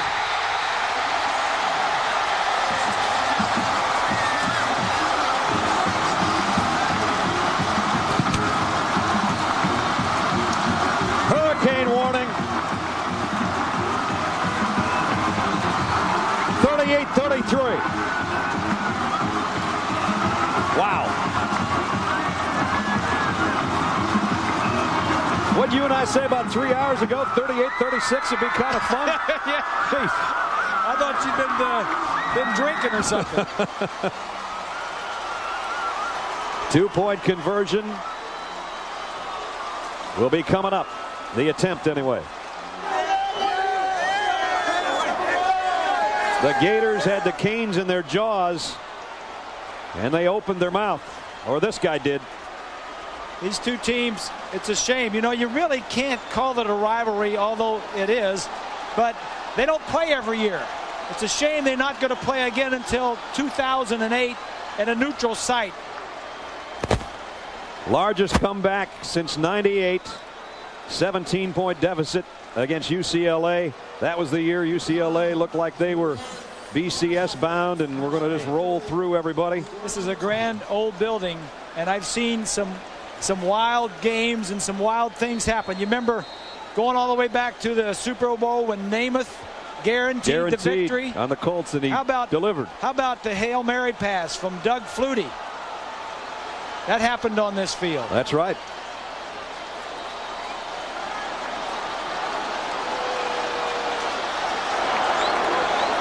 Two-point conversion attempt upcoming. Jarrett Payton's in the backfield. Flags are all over the place again. It's complete, but again penalty markers down. Ryan Moore's got the pass. Let's see. Are they going to bring it back? It's a legal procedure on Miami. So hold the phone. Like I said, Miami, the most penalized team in the Big East last year and the 8th most penalized team in the nation. And looks like they're off to another good start. Offense, 5-yard penalty. Repeat the try. They got to keep trying because they want to make it a 7-point spread because there's a lot of time left. 39 doesn't do them much good. So now the 2-point try comes from outside the 13-yard line. They're going the wrong direction here. Berlin now will work from the gun. He's got trips to his right side. And he comes back the other way to Winslow. He's got it. Nope. He had it and dropped it. He had what he wanted. Kellen will tell you that. Just throw it up there and I'll get it. Wait a minute. Another penalty marker down. Pretty well after the play, I thought. Actually, it's at the line of scrimmage, so maybe it was dropped earlier. Florida running off as if it's against the Canes. Yeah. Dead ball, unsportsmanlike against Miami, removing their helmets on the field. That penalty will be enforced on the kickoff. Wow, when do you learn? Too many players on the field, did he say? No, taking a helmet off, unsportsmanlike conduct. Taking again. a field off. Taking a helmet off on the field. Yep. That's happened more than once. That's going to push Miami back.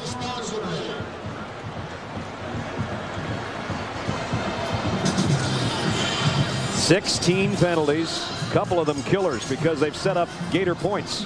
And this could be the same situation now because the Canes are going to have to kick off from their own 20-yard line. Even if they get a decent deep kick, somebody's going to field it around the 15, and with any kind of run back, Florida's going to be in the 30-35-yard line range, and they still got plenty of time to work with. And they need a touchdown, not a field goal. Right. Here's a look at the touchdown. Frank Gore. Cut back inside, got through Dixon, and got to the end zone. Yeah, he just doesn't. You just can't tackle him. And here's one that could have been, because Winslow usually just sucks these things right in. Well, he's 6'5", and Lamar does a great job. Yeah, he says, all right, I can't get up that high, but before you come down, I'm going to strip the ball out of you. And he did. Andre Caldwell and Reggie Lewis will be the deep return men. It looks like Chris Leak will be the man. At least he's licking his fingers as if it's going to be his ball game to finish. And there's his offensive coordinator. Brian Monroe will kick, but again, he has to do it from the 20 because of the big penalty. So how good will Florida's field position be? We'll find out in just seconds. Monroe. And that kick will sail to the 17. Lewis. Oh! Did he take a shot at the 30? Leon Williams said hello. So they're 70 yards away. Field goal does them no good. 1:37 left, and they've got one timeout. That's the ball game. Are they sending out the true freshman? Is it Chris Leak? Yeah, that's him. Just outside the 30. So here's the 18-year-old from Charlotte, North Carolina. Wake Forest offered him a scholarship when he was in 8th grade because his big brother CJ was going to go to Wake. He's since transferred to Tennessee. And now here's the freshman trying to lead Florida to a come-from-behind win when they had a huge lead earlier. Leak fires sideline, got his man. What a strike to Dallas Baker. And now they hustle up. They'll move the chains. The clock will stop momentarily. Pick up of 21. One timeout left for Florida. They're already in hurricane territory. Plenty of time. In college football, remember, the clock stops when you make a first down, and then when the official marks it ready for play, it starts again. And there it just did. They're at the 49 of Miami. Chris Leak's never thrown an interception either in his college career. He's completed another one. And that's good for 5 more. This time, Kelvin Kite. Florida trying to drive to a win.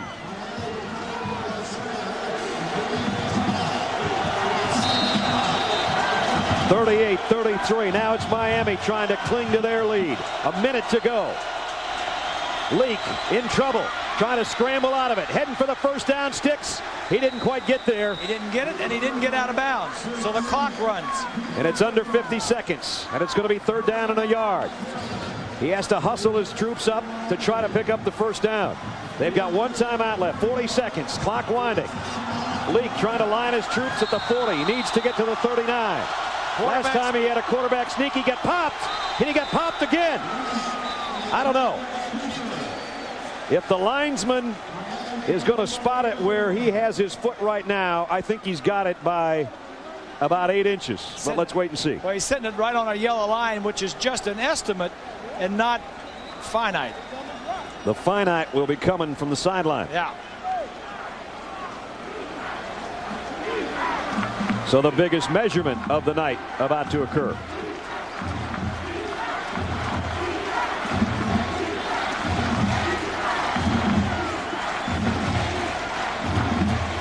Got it. First down, Gators. Under 30 seconds.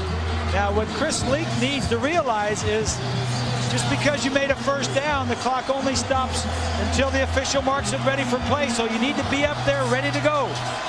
He's got him up there. Steve Shaw, the referee, trying to get out of the way. There you see the wind Bob's talking about from the gun. 4 wideouts for Leak. Crowd deafening for the Canes defense. Streak down the sideline again, and he got Baker again. Same play as earlier. First down, 19-yard pickup.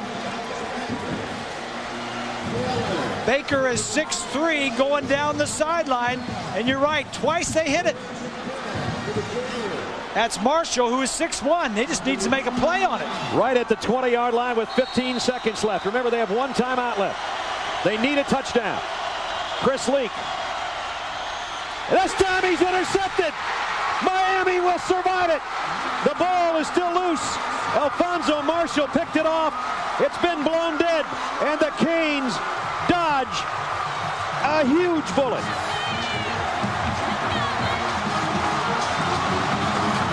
I mentioned a couple of minutes ago, Chris Leak had never thrown a collegiate interception.